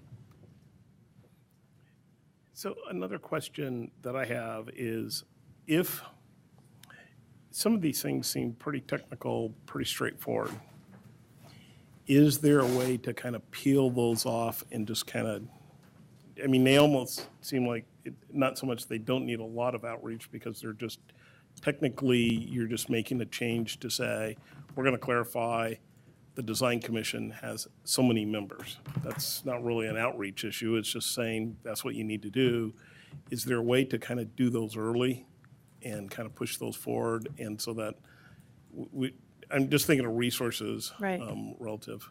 So Sandra gets really nervous when I start to talk and answer her resource questions about how to allocate her staff. But I would like to come back with sort of a little timeline so that you get a feel for if there is an opportunity. I'm not saying there is, but if there is an opportunity to pull a few off that could come off and be done more quickly than others. I don't want to pull any of the ones that take any extensive outreach off, because I don't want to have shortchanged anybody in terms of time to be involved, in terms of the neighbors. But we will consider if there's a way to move on some of these more quickly than others. I'm not sure that there is, but if there is, we will come back in the next meeting or two and let you know in terms of a timeline.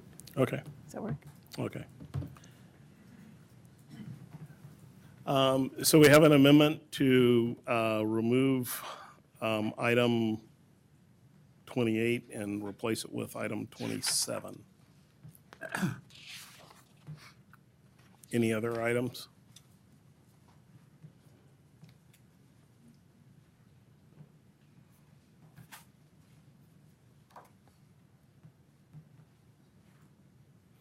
Nope. Okay. Let's vote on the amendment first, then we'll see what we're voting on. Wholly. Is that has Chris made a motion to? Did you make? Yes, I made the motion. Mike seconded it to strike the fence bundle and put in the bicycle storage issue instead. Yep.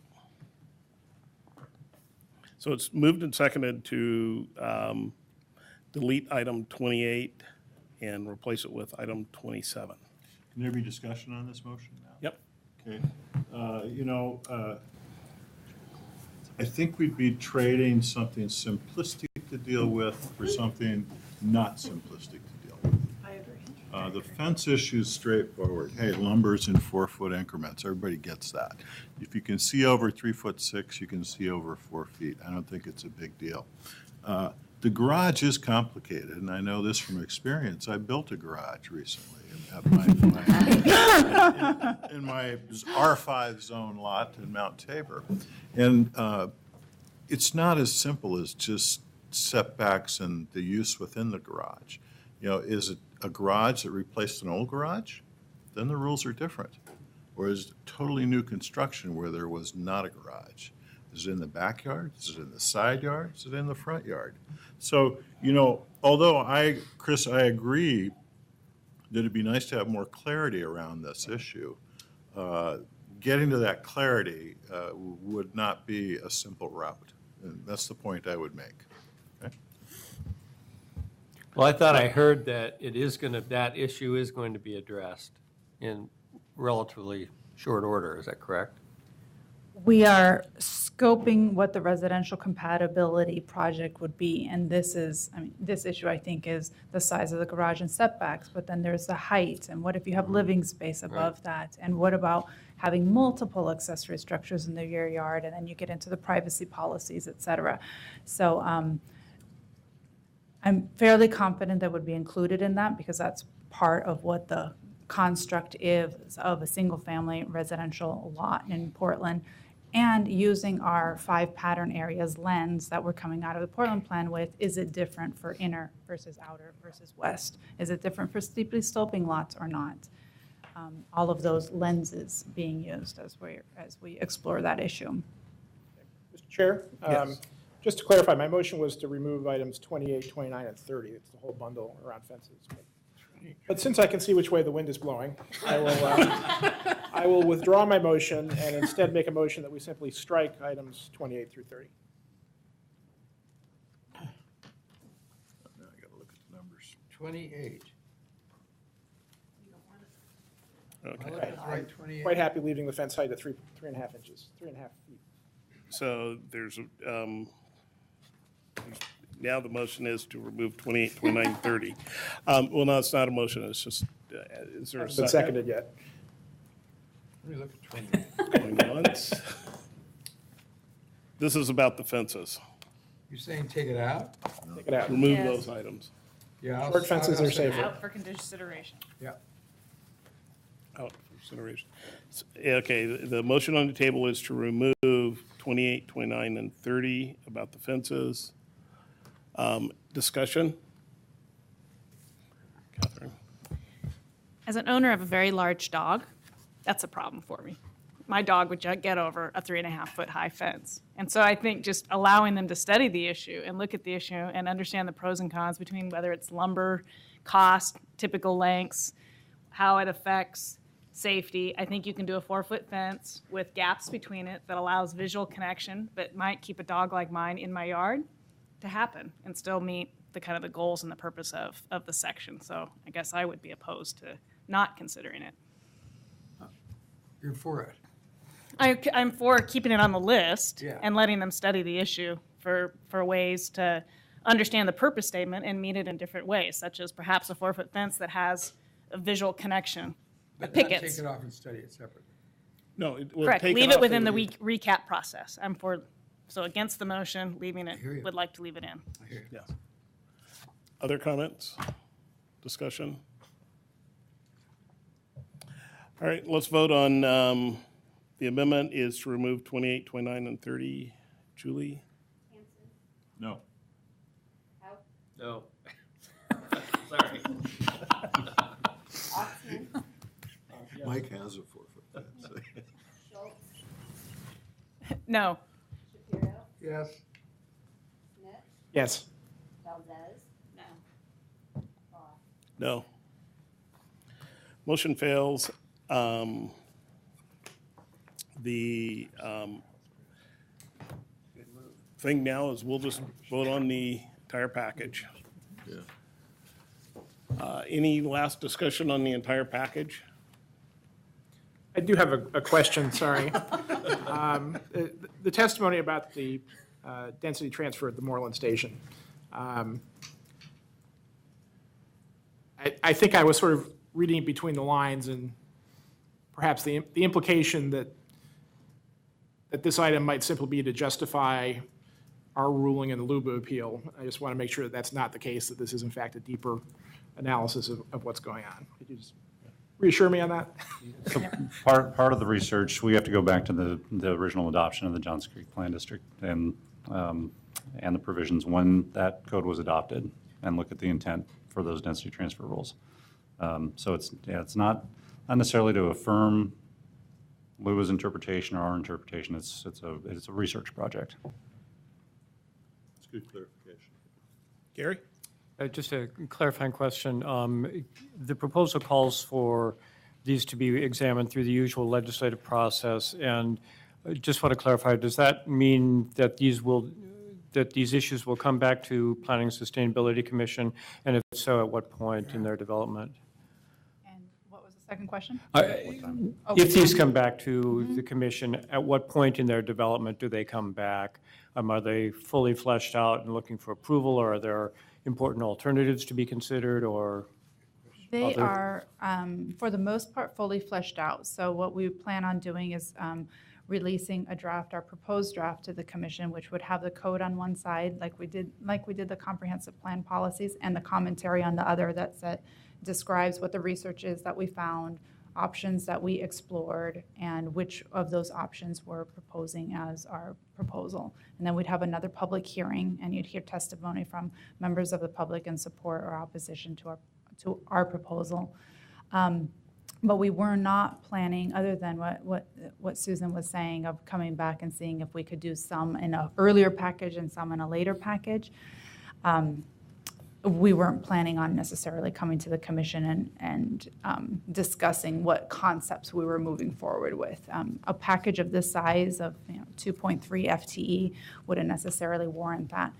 We do have those benchmarks and milestones in our comprehensive plan implementation process, because those are bigger shifts on what we're proposing, and we were planning on coming to the commission in those projects before we start writing the code of this is the concept that we're going to go codify, and are we in agreement with that concept, and then go and write the code.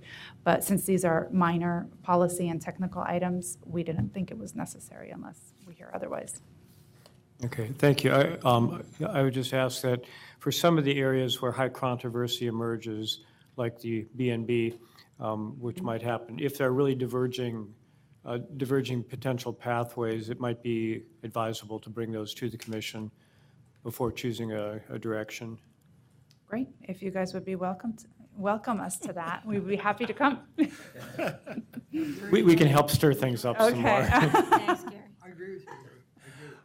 Just a last comment on the B&B. There's a lot of talk about revenue, but this is just a code amendment change, correct? And so the revenue side of this is going to come out of the Revenue Bureau.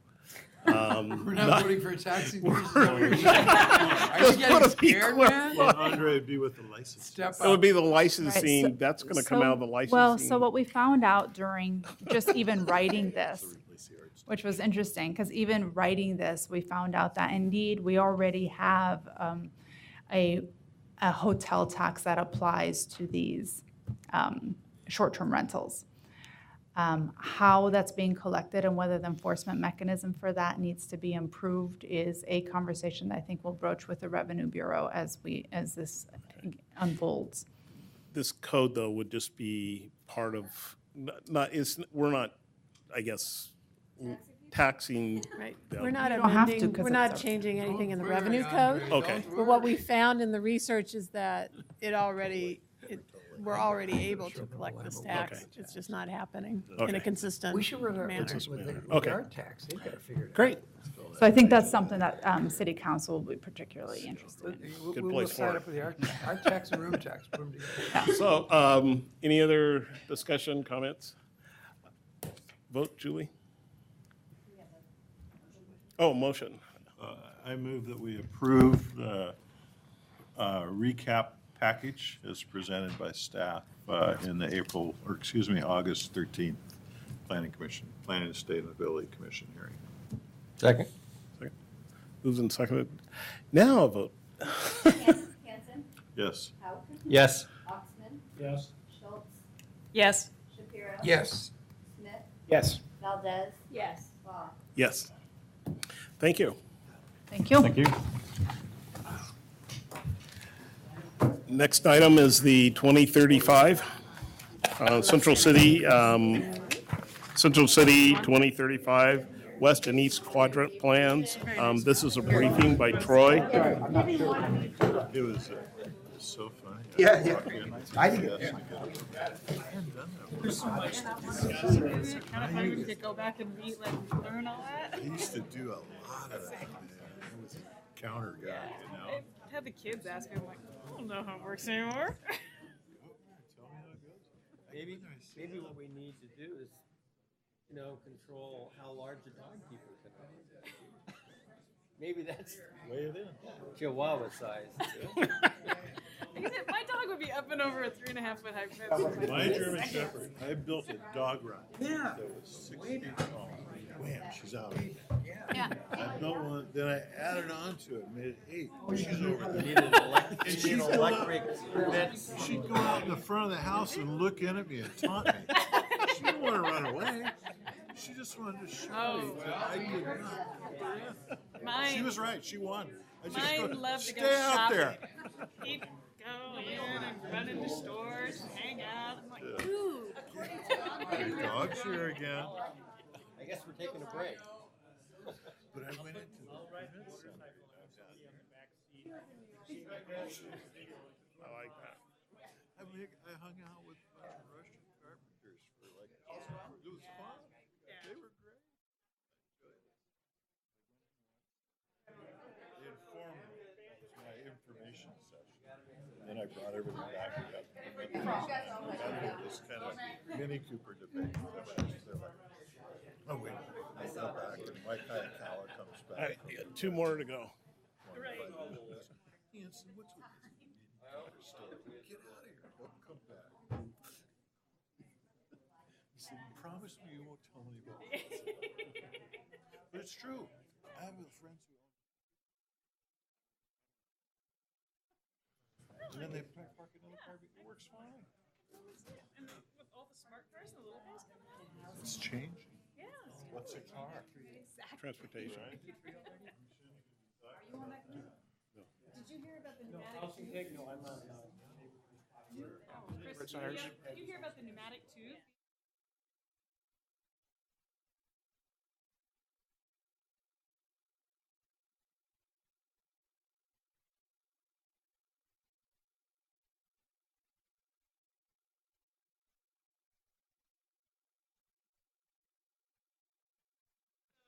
George would be in his car, and then all of a sudden you go into a tube, and you just fly really, really fast.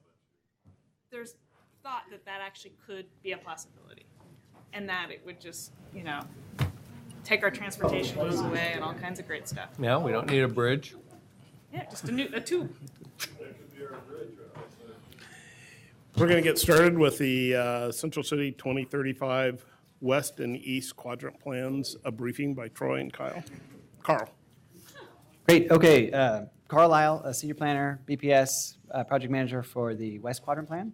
And Troy Doss, BPS project manager, East Quadrant. is it southeast or Southeast east? quadrant, Southeast. sorry. Southeast. Okay, so what we want to do today is just give you an update on where we are in a very busy work program of updating the 1988 Central City Plan, this one. I'm sure you've seen it around. Going to get this updated. It's going to take us a few years.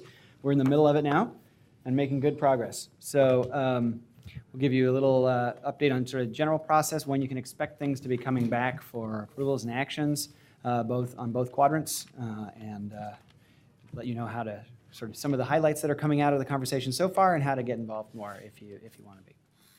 So this is the study area we're dealing with. It's the entire Central City Plan District with a few added study areas on the east side that we're looking at. And then Troy will talk about how that southeast quadrant's actually looking at some of the station areas just outside that plan district boundary as well. So we got 3 quadrants, that's right, 3, not 4 quadrants. 3 quadrants, and we finished the northeast quadrant last year. You will remember that adoption process, I think, perhaps. It was last fall, or September, I believe we came through. I'm working on the west quadrant now, and I'll give you an update. We're kind of midway through that process now, and an update on some of the highlights coming out there. And then southeast is really just getting started, but Troy will give you a few things to look forward to in southeast. So it's all informed by the Portland Plan and the Comprehensive Plan.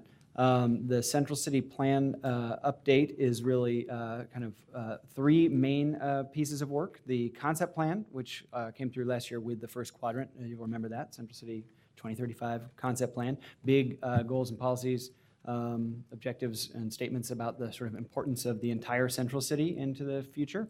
The quadrant plans are where we hammer out the details, zoning, height limits, specific actions in sub-districts, all of those kinds of things. So we did that in Northeast. We have the other two going on now. We hope to finish those by the middle to late part of next year.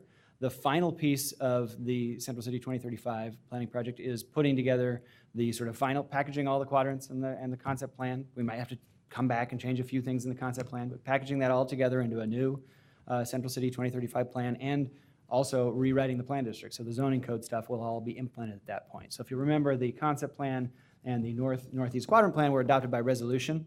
So kind of signed off on them, went to council. Yeah, we like all the action items and stuff in here, but they're not actually, there was no ordinance. So we didn't change anything because we need to, A, finish the comprehensive plan update, and B, get the other quadrants finished so we can rewrite the whole plan district together. So that's what's going on. This is just in here to show you that a lot of these areas we actually haven't. This is a composite of various different plan updates over the years since the 88 plan was adopted. And so this is just to show you that a lot of these areas in the Central City we really haven't touched from a long-range plan perspective since the 88 plan was adopted. So as I said, the concept plan, and you'll remember this, we won't spend a lot of time on it, gave us the guidance and sort of guidance for the quadrant plans and what we need to do, set out what was important. Three main parts there: strategic direction, which was about economic development, really the center for innovation and exchange, policy framework, and an urban design direction. The policy framework was organized into these 5 different subject areas. You probably remember that. So we're kind of taking those categories and running with them in the quadrant plans in terms of a way to organize policy areas and objectives and action items. And the urban design direction and this map kind of just show the areas where we expect sort of the greatest amount of change and development to happen. Obviously the Lloyd District, which was the subject of the Northeast Quadrant Plan, but also other parts of the Central City as well, kind of tied together with this green loop notion, which we're exploring some more as we go into the quadrant plans. So if you're wondering what the West Quadrant Plan or the Southeast Quadrant Plan eventually will look like, the Northeast Quadrant Plan is the best example, probably. It'll have urban sub-district specific urban design maps. This is for Lloyd District. It'll also have within it district goals for each sub-district. These are for the 2 sub-districts that were in the Northeast Quadrant Plan. Series of policies are organized around those concept plan topic areas. And then a whole range of implementation actions, which can range from specific things like changing zoning, height limits, maps, various different things, projects, future studies, major infrastructure needs, various things like that would get identified in the action item list. So in the Northeast Quadrant Plan, there were 80-some action items. We'd expect more in the West Quadrant Plan. With that, I'll let Troy kind of give you an update on where they are with the Southeast. Okay, thanks. So as noted, we are actually doing 2 efforts right now. We're starting the Southeast Quadrant Plan, but the initial step is actually doing what we're calling this Southeast Station Area Plans, which is really a result of us being awarded a grant from Metro actually a couple of years ago, a CET grant for doing station area planning focused on employment, transit, and oriented development. We would have started a couple of years ago, but the entire CET program had been under litigation, and that was resolved a couple months back. So about the time we were getting ready to start scoping the Southeast Quadrant, that lawsuit was resolved, and we decided it'd be a really good idea to start looking at the station areas first in many respects, because it starts to raise a lot of the similar issues that we're going to be dealing with on a larger scale on the Central East Side with the role of industrial lands, industrial sanctuary, what's the role of new industry, and so here we are. So we've started off this summer with looking at the first 4 station areas. That, for those who aren't familiar with it, that would be OMSI, Clinton, Ryan, and Holgate. And we've been working with the community out there since about June. We have some events coming up, but really what we've been doing is concept development for what does ETOD look like in these areas, what is ETOD, and how does that start to influence both the neighborhoods in the Brooklyn neighborhood and around the Brooklyn Yards, as well as the Central East Side. So what we have here is we're really working on kind of parallel paths right now. What we expect to do is have some concepts for the Ryan and Holgate stations developed, as well as some preliminary concepts for the OMSI and Clinton stations somewhere in the September, October timeframe, at which point The Brooklyn station areas will kind of get folded into the comp plan process, and we'll see where that goes. And we think we'll have some fairly high level of resolution around those station areas.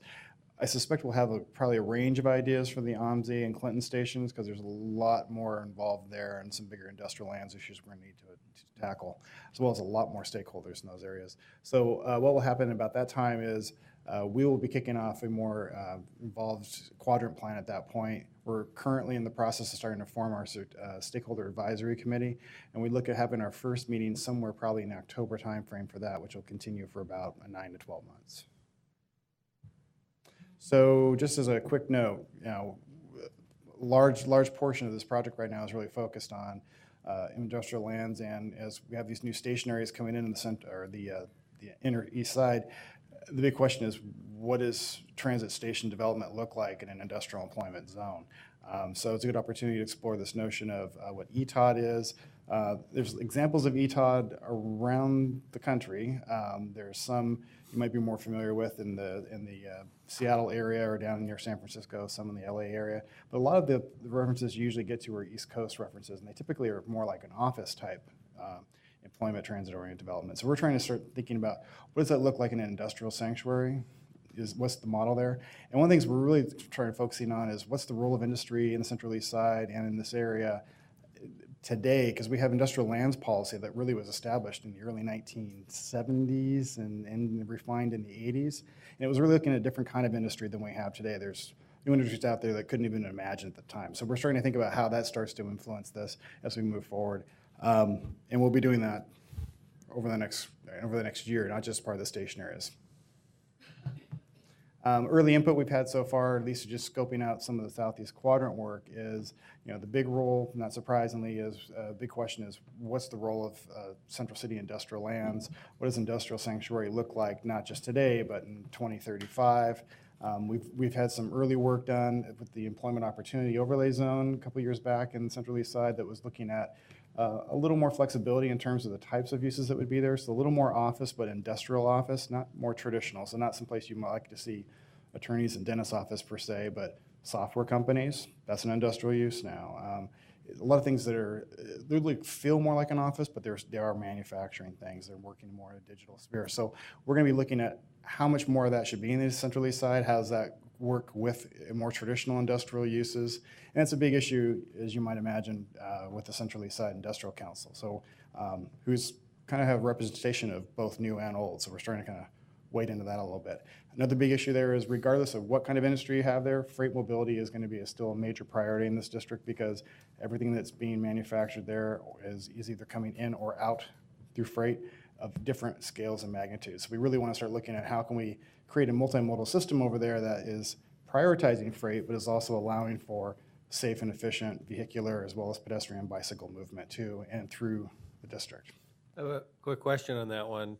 The big issue we're wrestling with in the comp plan process right now is industrial land supply. I assume we're not looking at conversion of industrial land to other uses in this process, correct?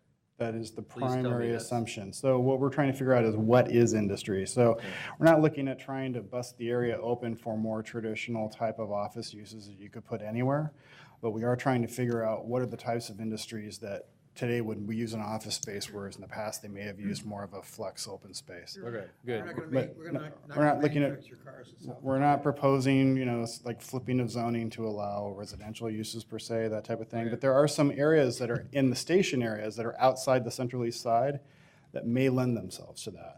So one of the things I do want to point out is as we look at all 4 station areas, we don't want to say that there's an ETOD model that's appropriate at each of the 4 and it's kind of a cookie cutter thing. We're really looking at the 4 stations as making an ETOD alignment. So one station may be more oriented towards a mixed use environment, one may be more towards an employment environment. We need to kind of filter that out a little bit more. But that said, there will be, and you will hear pressure from constituents when we bring this for adoption, that there will be interest to both absolutely keep it industrial, but also to put some pressure on moving towards more mixed use or multifamily and changing some of the zoning. And I'm sure you'll hear some of that from some people, just so you have it. Well, that's what the process is, right? To study this and to get the input and get the hearing and for us to hear the different proposals. Yes. Right.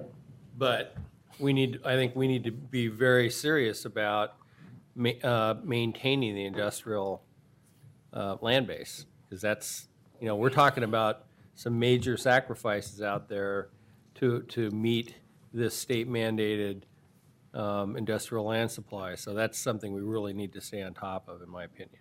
Mike, I agree with that, because it is a regional issue, the industrial acreage that we have. But I think, and the reason I like the way Troy is presenting this is that this is really about evaluating that use and what the modern version of that use is. Agreed.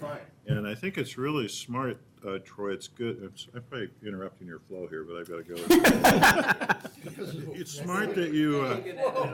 What flow? It's smart. It's smart that you're looking at those stations and looking at them as being uniquely different from each other. And I think through this process, we're able to update a 70s policy on what industrial land means, understand what the new version of that is, and look at an industrial that creates more job density. Right, that's great. Which, Mike, I think gets right back to the regional issue. Right. Not only do we have enough acres, guess what? We know how to use them better now. Exactly. And so that's why, that's the regional significance of this exercise, I think. Okay, sorry, Troy. No, I'm going to jump in too, because I think the issue is the better, what Don said, the better use of the industrial land in a modern sense. Maybe it's more vertical and more jobs, or light industrial that is putting more jobs in the same space. I don't know what that means, but how to do that is critical, because we don't have the big acreage, green acreage out there. Yeah, and luckily Troy's going to tell us what that means. Yeah. If you ever in 9 months, I'll tell you what that means. So Chris has one more comment to interrupt your flow, and then. So I got to work in this district more than a little bit when we were planning the streetcar. And the sense I got at that time of, what is the Central East Industrial District really about is, what I came away with is jobs that don't fit in cubicles. Jobs that don't fit in cubicles, so things you can't stack in a high-rise downtown, right? But it's very much a central city jobs place. And I guess I would question whether I think open plan software really fits that definition, because as much as I want to promote the software industry, I see lots of software companies being very successful downtown and in the Pearl, reconfiguring, the office spaces in the ways they want to accommodate their work style. So I don't know that we need to push those into the Central East Side. And I would just emphasize that we do have a mixed-use corridor on MLK Grand, and we were very politely told by the district to keep your damn streetcar in that corridor. So now that the streetcar is there, we should be using that to promote the density in that corridor. So if we want housing and we want mixed use, that's the place to put it, not burgeoning out into what should be the jobs area. Then you ought to make it free. Sorry, TriMet sank that for us, Howard. I mean it. Streetcar should be free.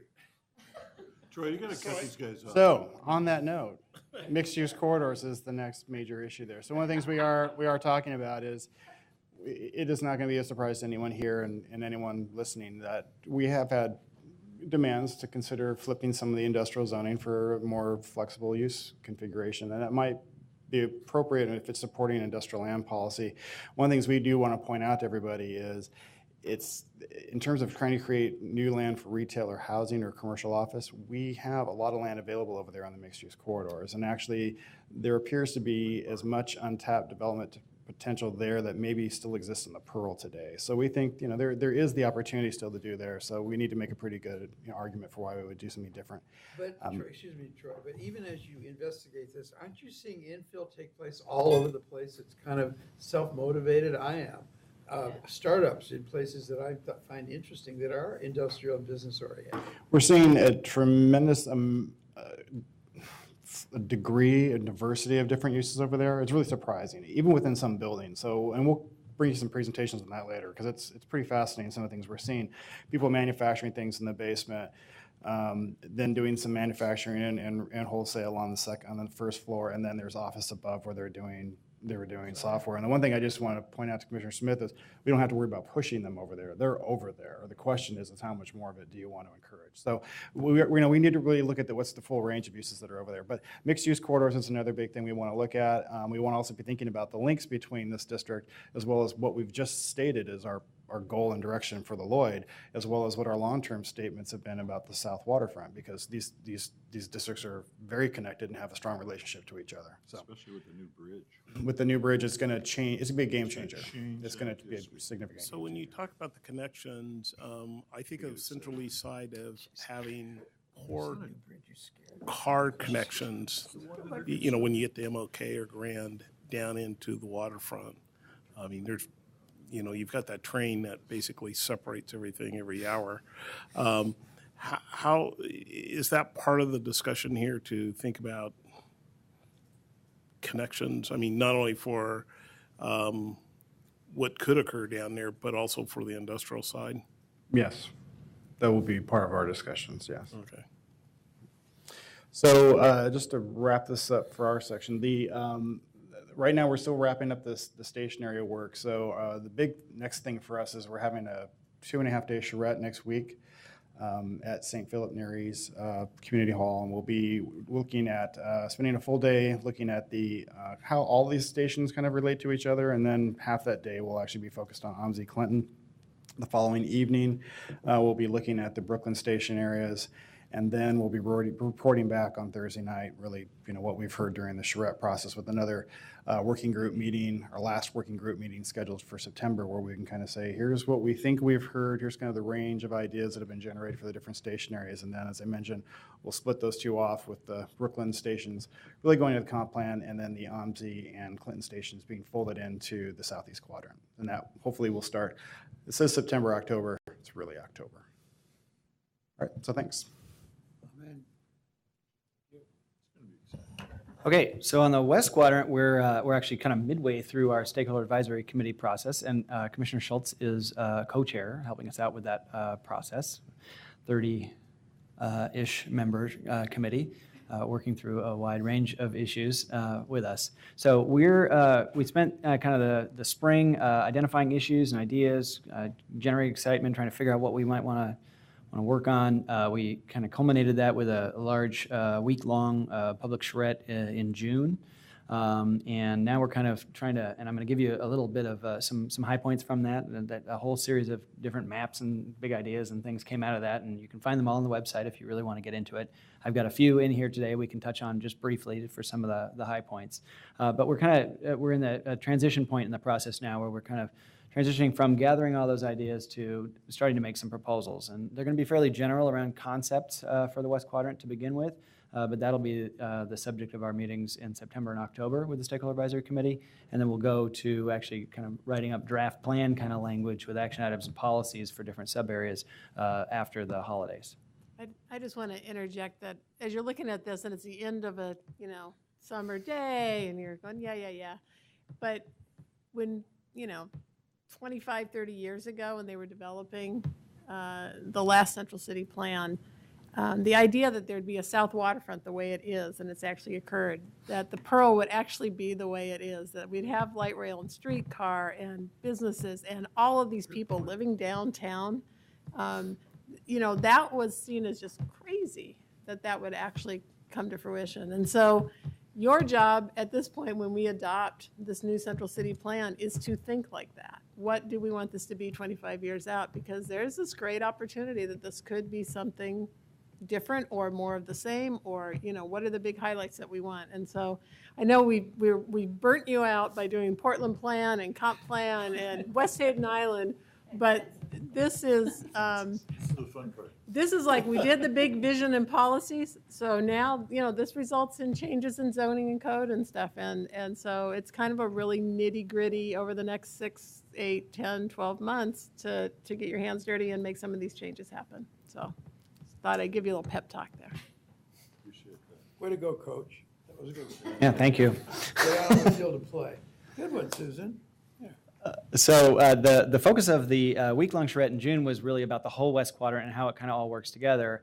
Before we did that, we actually had a range of more targeted efforts in 2 areas that we identified pretty early on as needing a little bit more discussion. And those were Old Town Chinatown in particular, and Goose Hollow, actually, both places that really lacked a whole lot of clarity at all about what kind of the starting place would be going into a long-range plan update. Not really sure in those places what the really the long-term direction was. So we've got kind of summary reports summarizing those multi-day community engagement kind of efforts in those 2 places. But some of the highlights are in Old Town, really, and this kind of map shows some of the sort of common ideas about Old Town, about Burnside and about 4th Avenue being important, about a huge opportunity to create a whole kind of new sort of place along the Gleason corridor, kind of at the northern end of Old Town, and really an opportunity that between Block 33 or Jack's Chinatown parking or David Goldsmith parking lot, or has lots of names, but that parking lot on 4th Avenue there, right, between Cooch and Davis, kind of right next to the Portland Development Commission, sort of between there and the Classical Chinese Garden, that there's a real opportunity and a desire to create a meaningful cultural kind of hub to reflect really the cultural history in that district, and that was what was important to folks. Not so much the buildings, not so much architectural preservation kind of a program there, but definitely something about the unique kind of cultural history in that district and some way to make that relevant going into the future, kind of along 4th Avenue and in that sort of central part, which is in the new Chinatown, Japantown historic district today. That's widely seen as not necessarily working all that well and sort of trying to figure out what's going to happen there. So that conversation's ongoing in the district, and it's exacerbated by all the stuff going on around the entertainment district and the homeless camps and the street closures and all kinds of stuff. But I think our hope is at the end of this process to get a little more clarity on kind of what's going to happen in different parts of that district and suggest some changes to some tools that might help further that, particularly in the Chinatown part of the district. And then in Goose Hollow, the sort of current policy there was 18th Avenue with Max on it, by the stadium, should be the sort of main street over time. And as time has kind of gone by and, the stadium's been renovated twice, and the Mac Club's had various different proposals to expand and do things. And Lincoln High School's been talking about maybe we could be a redevelopment site someday. I think the realization has kind of come to the community that 18th Avenue is not going to be a main street. It's not going to happen. There's too many big monolithic things along it, and Max doesn't really help necessarily. Although it's a good thing, it's not really going to be our main walking kind of street retail strip. So they kind of really wanted a different approach there. And what kind of really came out of that was the emphasis on Jefferson from Collins Circle, and maybe Collins Circle changes, but from Jefferson on down to 405 and ideally across it down into the west end, that could really sort of become a main kind of corridor, a main kind of focal point for that district. And then if you can eventually redevelop the high school site somehow to get better connectivity in there, it can tie better to the rest of the district, and maybe there's some redevelopment opportunities. And there's a lot of excitement about Goose Hollow. I think they're feeling pretty good about where they're going. So that and lots of other things like recent planning efforts in the North Pearl District and in South Waterfront and other places all kind of fed into this week-long charrette. So I've got just a handful of maps here, but this is kind of a summary of some of the bigger things. So you see here a real focus on the river, and I got another slide on that, but generally the opportunity presented over a 25-year, 30-year, whatever planning horizon by the urban waterfront and this whole stretch, which is a couple of miles from South Waterfront all the way up to Terminal 1 South, is giant. It's really kind of untapped. It's a great place now, but it could be really huge in the future. And so that was one of the biggest things.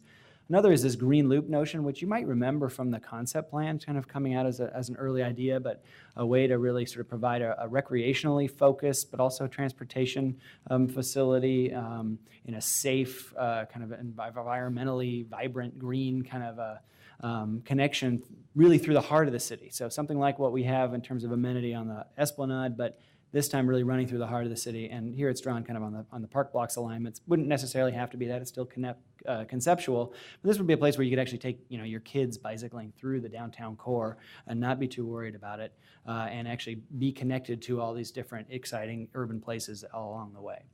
So the notion would be that would continue on through Lloyd and perhaps through the Central East Side. Although that conversation will happen under Troy's watch, and I'm sure it'll be really great. Other ideas on this big ideas map, freeway capping, alive and well. People still want to see that happen. It's a little more targeted now, a little less blanket. We could do this freeway capping thing. Look, it would be great from an engineering perspective. It's a little more like there's specific places we should really look at doing it and really actually making it happen to achieve specific goals. So maybe there's a transportation reason to do it, to improve connections in a difficult spot like Burnside. Maybe there's a notion of if you're trying to connect a retail Main Street, either in the retail core or perhaps at Jefferson, that there's a way to do it with retail kind of liner buildings that connect you across, so it's a seamless kind of a pedestrian environment.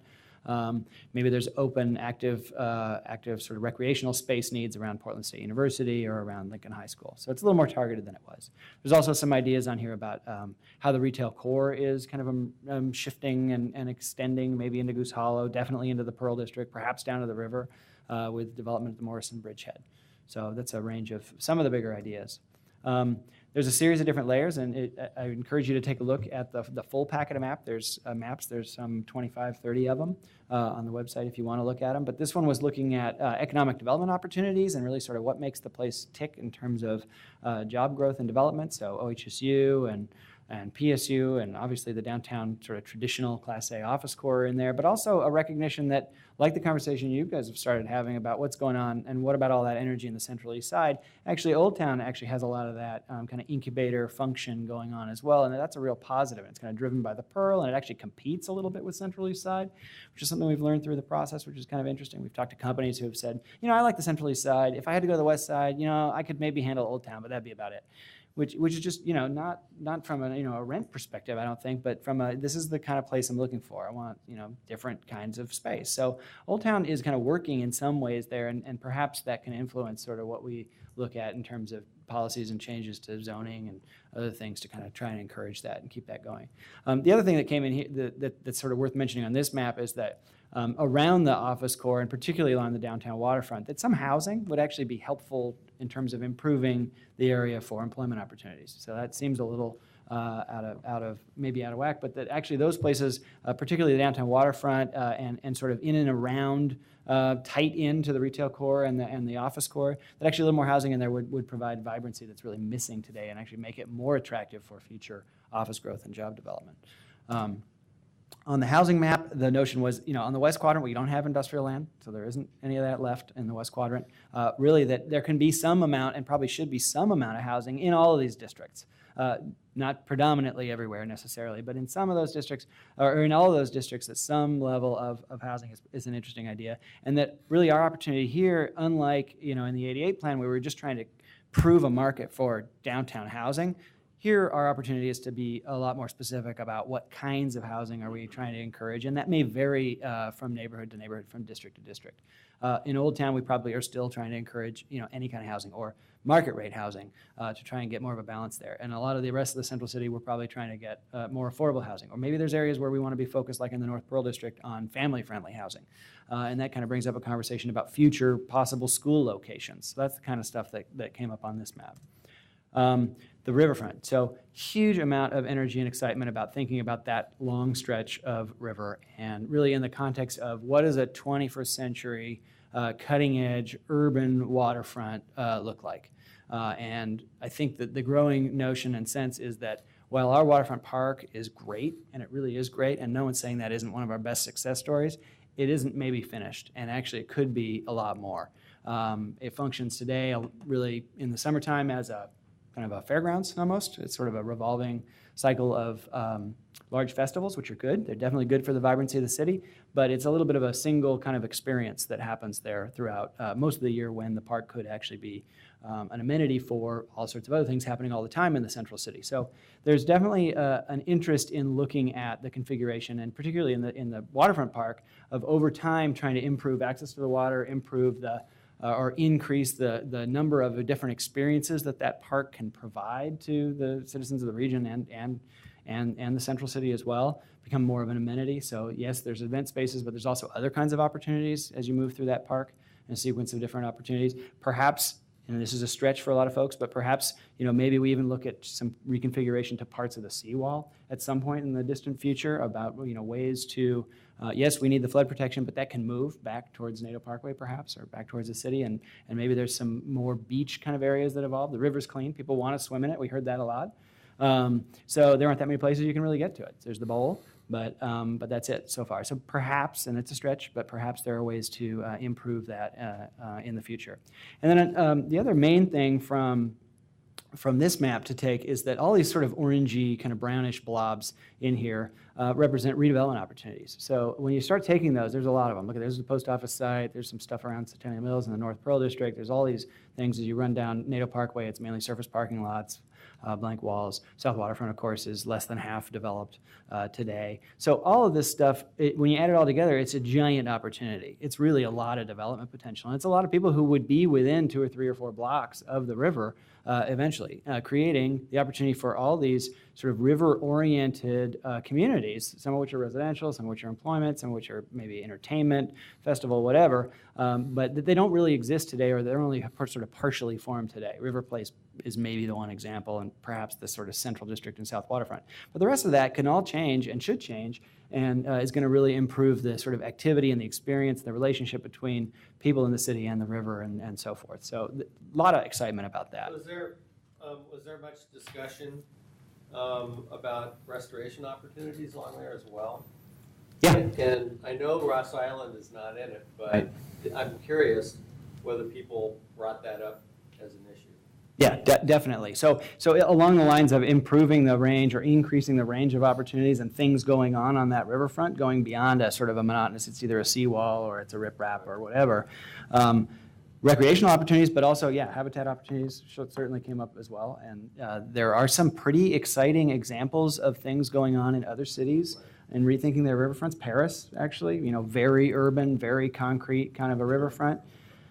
Pretty rough, right? I mean, what's nice about it is 2-level walkways. Right. One that floods every year, okay, big deal. You don't want to go down there when it's flooding, but in the summertime, you can go down there, and it's great. So there's a way to get to it. But they are actually kind of relooking some of that stuff and actually increasing some habitat opportunities in the heart of Paris, which is, I don't think they're swimming in the river yet, but maybe eventually. So anyhow, other places, Louisville, I think we were looking at, there's some really interesting sort of new developments along riverfronts to improve that experience. There's a whole map with a whole series of sort of green systems and tree canopy sort of notions, stormwater harvesting, rainwater kind of reuse, connections to the river, increasing tree canopy, bringing it down sort of seamlessly from the West Hills, district energy systems.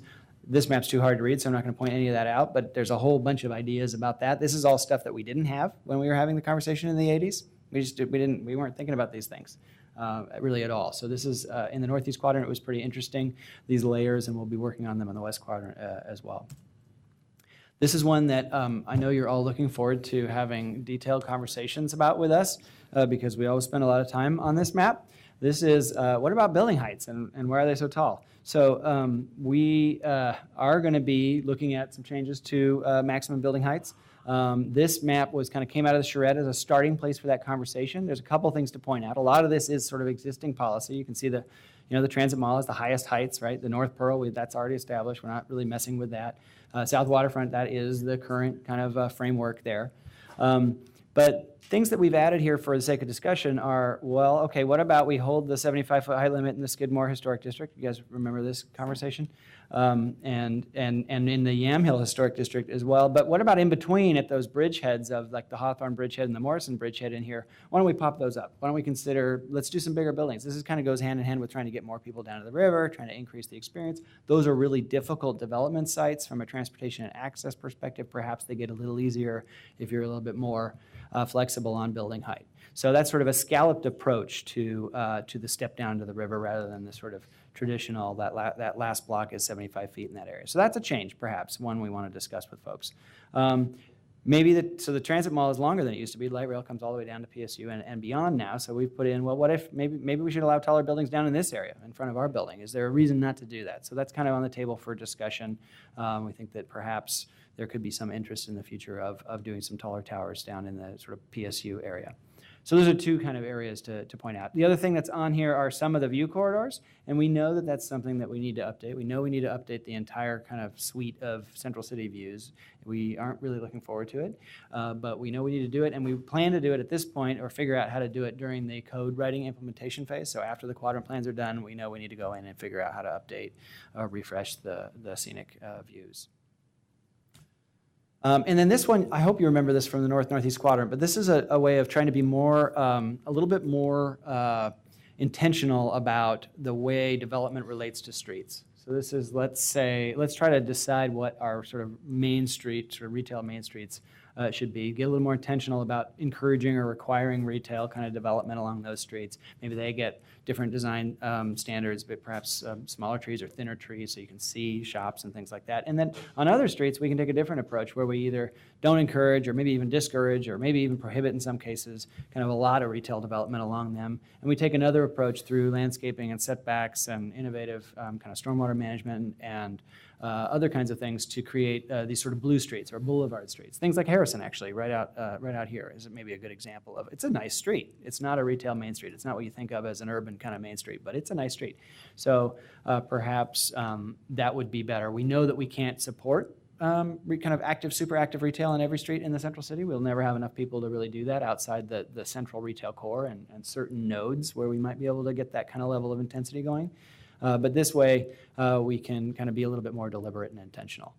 This is a lesson we've kind of learned from what we've seen happen in South Waterfront. We've kind of learned it from what we've seen happen in the Pearl, where it's been very organic and kind of it's here and there. It doesn't really hang together all that well. Perhaps it will sometime, but that was a notion that we went quite a ways with in the northeast quadrant, where it's a blank slate, admittedly. It's much more complicated on the west side, where there's a lot of development, a lot of things already happening. But we're taking a stab at it. So I think you're absolutely correct that we can't try to put retail everywhere, but what's the concept for keeping the ground floors active in the places where you can't support a vibrant retail area? That's right. So technically our ground floor active use requirement doesn't require retail. It requires doors and windows, entrances, things like that. So I think that probably still makes sense. Certainly office type uses can be on the ground floor. Residential use, we're getting more of those, just particularly on quieter streets. That's actually a pretty good active use potentially. Stoops and things like that. It's just the sort of continuous sort of small storefront retail environment is what we've seen a lot built in places we really suspect it's not going to work that well. So how are we going to encourage people to build the right kind of ground floor active spaces? Well, we need to figure that out. I mean, this is just sort of getting us to let's think about where we want it, and then that implementation code writing phase is, well, how are we going to change these tools? And how prescriptive do we want to be? Yeah. Right, and we spent, 2 decades trying to get people to accept the fact that retail should be on the first floor everywhere. And we don't want to all let people think we're turning from that. We just want to look at it all and look at supply and demand about how much retail can we have everywhere and should it be everywhere. And we're not saying no, but we're just saying we should start looking at that and making sure that there's opportunities. Sort of like in Northeast, when you all adopted the Northeast Quadrant Plan, we looked at Broadway and Weidler, right? Right. And we said, Broadway should be more, we're not going to say no one way or another, but it should be more of the commercial street, and Weidler should be a little bit less. I think it's good to get retail on the ground floor, but vacant retail on the ground floor is a bad thing. And so I'm glad you're looking at this through a broader lens. And if there's not enough retail to do the entire ground floor, focus on the corners. Yeah, Focus on the corners is what I would say. So the other color that's on this map are green connections, which if you start to sort of stitch them together, and the green loop is shown on here, but also other key green connections like Montgomery or Flanders, you start to sort of stitch those together, and we have so many streets, right? It's great. We have so many blocks, small blocks, and so many streets. We have the opportunity to try and really create a pretty green light traffic kind of connections throughout the central city that over time, if we can kind of get those pieces to connect, you'd be able to move pretty seamlessly throughout the west quadrant, throughout downtown even, without being exposed to super high traffic volumes or anything like that. So that seems like a real opportunity as well. So our next steps are, we have a lot of stuff going on, but really this fall we're focusing on concept development. We got a series of meetings with our stakeholder advisory committee. We have an open house coming up in late September probably. And then early next year, we'll be working on the draft plan stuff. So that's the policies. And so we weren't planning, I don't think at this point, to come back to the commission until we had, sort of the draft plan type stuff coming out of this. If things come up that are particularly of interest to the commission, we certainly could. do you have the copy of the maps that you, right? So we have, I don't know, it's probably 16 or so different drawings and maps and maybe 20 This pages is of 28 it. pages. Okay, and it's amazing work. And there were about 80 people that came to the charrette over a week of both, you know, residents and businesses, but also professionals, architects, engineers, designers who gave their time to put this thing together. And I'm just really happy with, you know, at this point, the fodder that we have to go try to begin to build something. So my thought is that at the same time we're doing this, you have the Portland Development Commission looking at where are the next development opportunities and how do we jumpstart some different things. So I'd like you all to think about the idea of maybe having a joint informal work session maybe on the west side or Great. the central east side or Great. something. You guys haven't done that in a really long time. And I don't know when we do it or how, you know, exactly how we would do that, but it would be great to not have to have you come to another separate thing to be a part of that, but to give you time, you know, to have a work session, get your hands dirty and give your best ideas on where you think things should go. Howard? We may have said this in all the conversation we had, but there's a couple of things that keep coming up in my mind. When you come up with these maps, I keep seeing successful project. You mentioned Paris and how they're handling their river over 1,000 years, so they had some rehearsal around it. But the Ramblas in Barcelona comes up as an extraordinary urban success story. When Susan urges us to think about 25 years out, what is the role of the car in inner city Portland? And how do things like planning a Ramblas, Burnside, for example, from 23rd to the river, or 10th Avenue from whatever to the river, are intriguing walking street ideas. And they do two things. First of all, they encourage a lot of inner city energy, but they also kiss the car off, which in my lifetime I'd love to see happen. So, I mean, for those of you who still like to drive. But I do think that the car and the idea of urban accessibility, to be able to walk for a cup of coffee or 20-minute neighborhood, however you want to call it, should be part of our inner city thinking.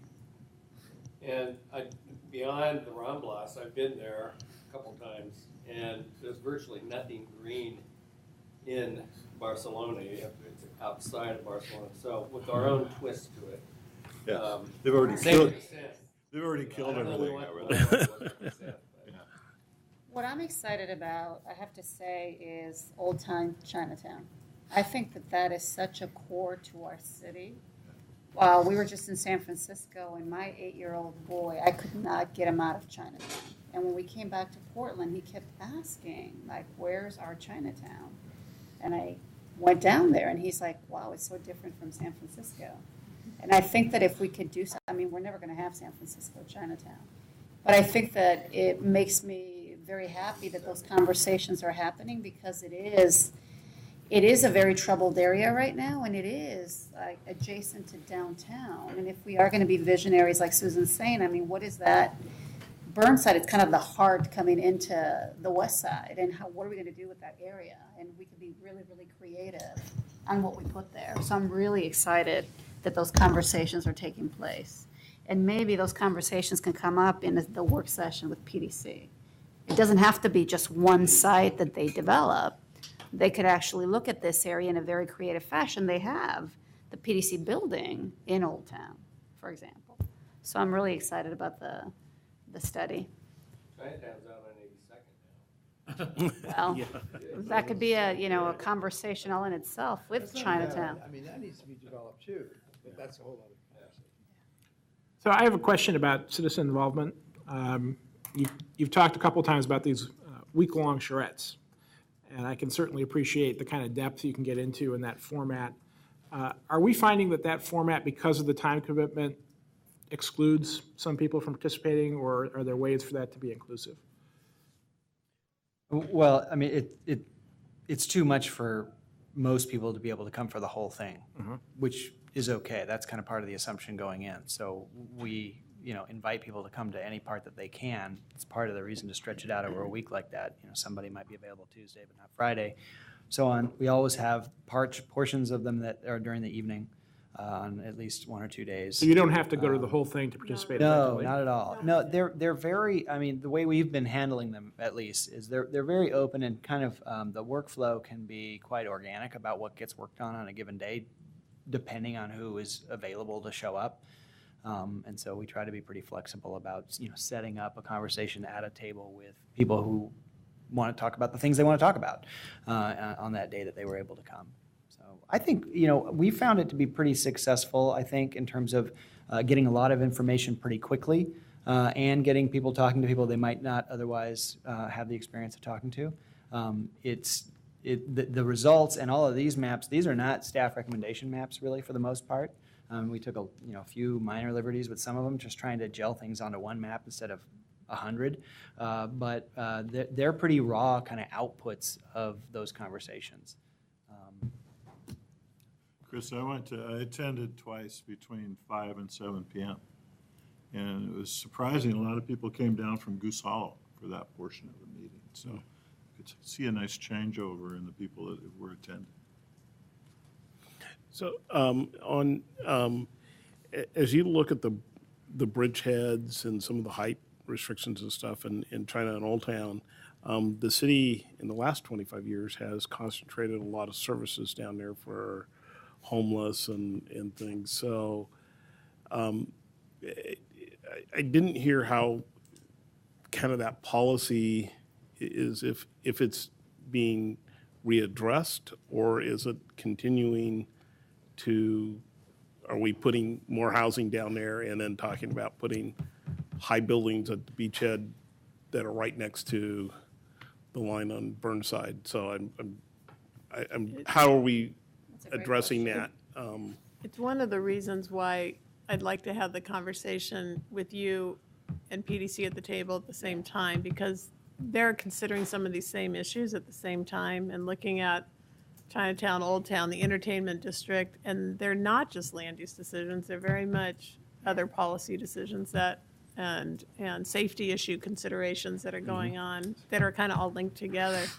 So that's why I think the conversation together might be really good. Okay. It's a great idea. Does the PDC also include across to the east side?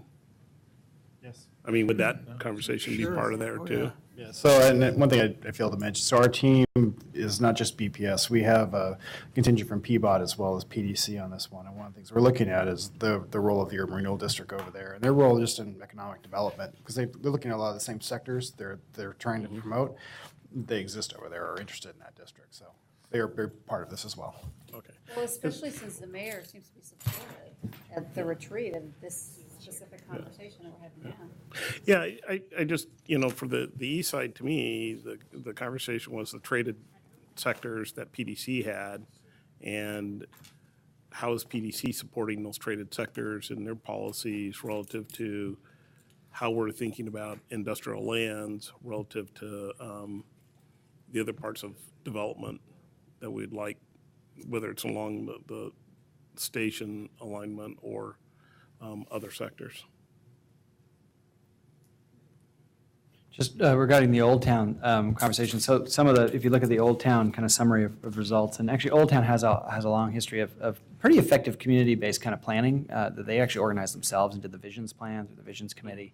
And really the main thing there was agreement that, that district, and this is going back to the Anchor Burnside Development Framework and all the conversations we had about the guidelines, but the main thing there was that the general agreement amongst everybody, including the social service providers, that district really didn't need more social service in it.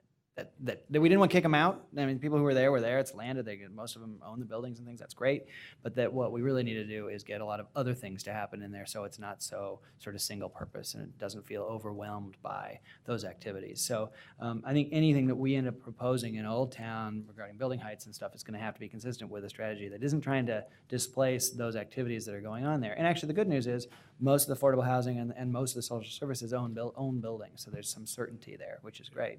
But we're going to have to be consistent with that overall vision that, yes, the district needs more market rate housing, it needs more other things going on, but we don't want to really displace those folks. And then the other kind of twist on that I would say is kind of coming up a little bit in the West Quadrant conversations amongst some of our stakeholder advisory committee members is just the notion that do we need to take another look at this sort of city's general policy about concentration of social services and super low affordable housing, supportive services and things like that. And that's actually, for me, that kind of goes back to, is that a question we want to ask when we look at the concept plan again? And did we go far enough in this about saying, we really don't want to concentrate, or we do, and here's why. And that conversation, there's a little tiny bit of stuff in here, but not a whole lot. And we may want to be a little stronger about saying, we shouldn't be overwhelming any one of these particular neighborhoods with, too much of a use that brings other impacts with it like that. So it's a question that's out there. I think we'll have to come back around to it. Other questions, discussion items? Thank you. Thank you.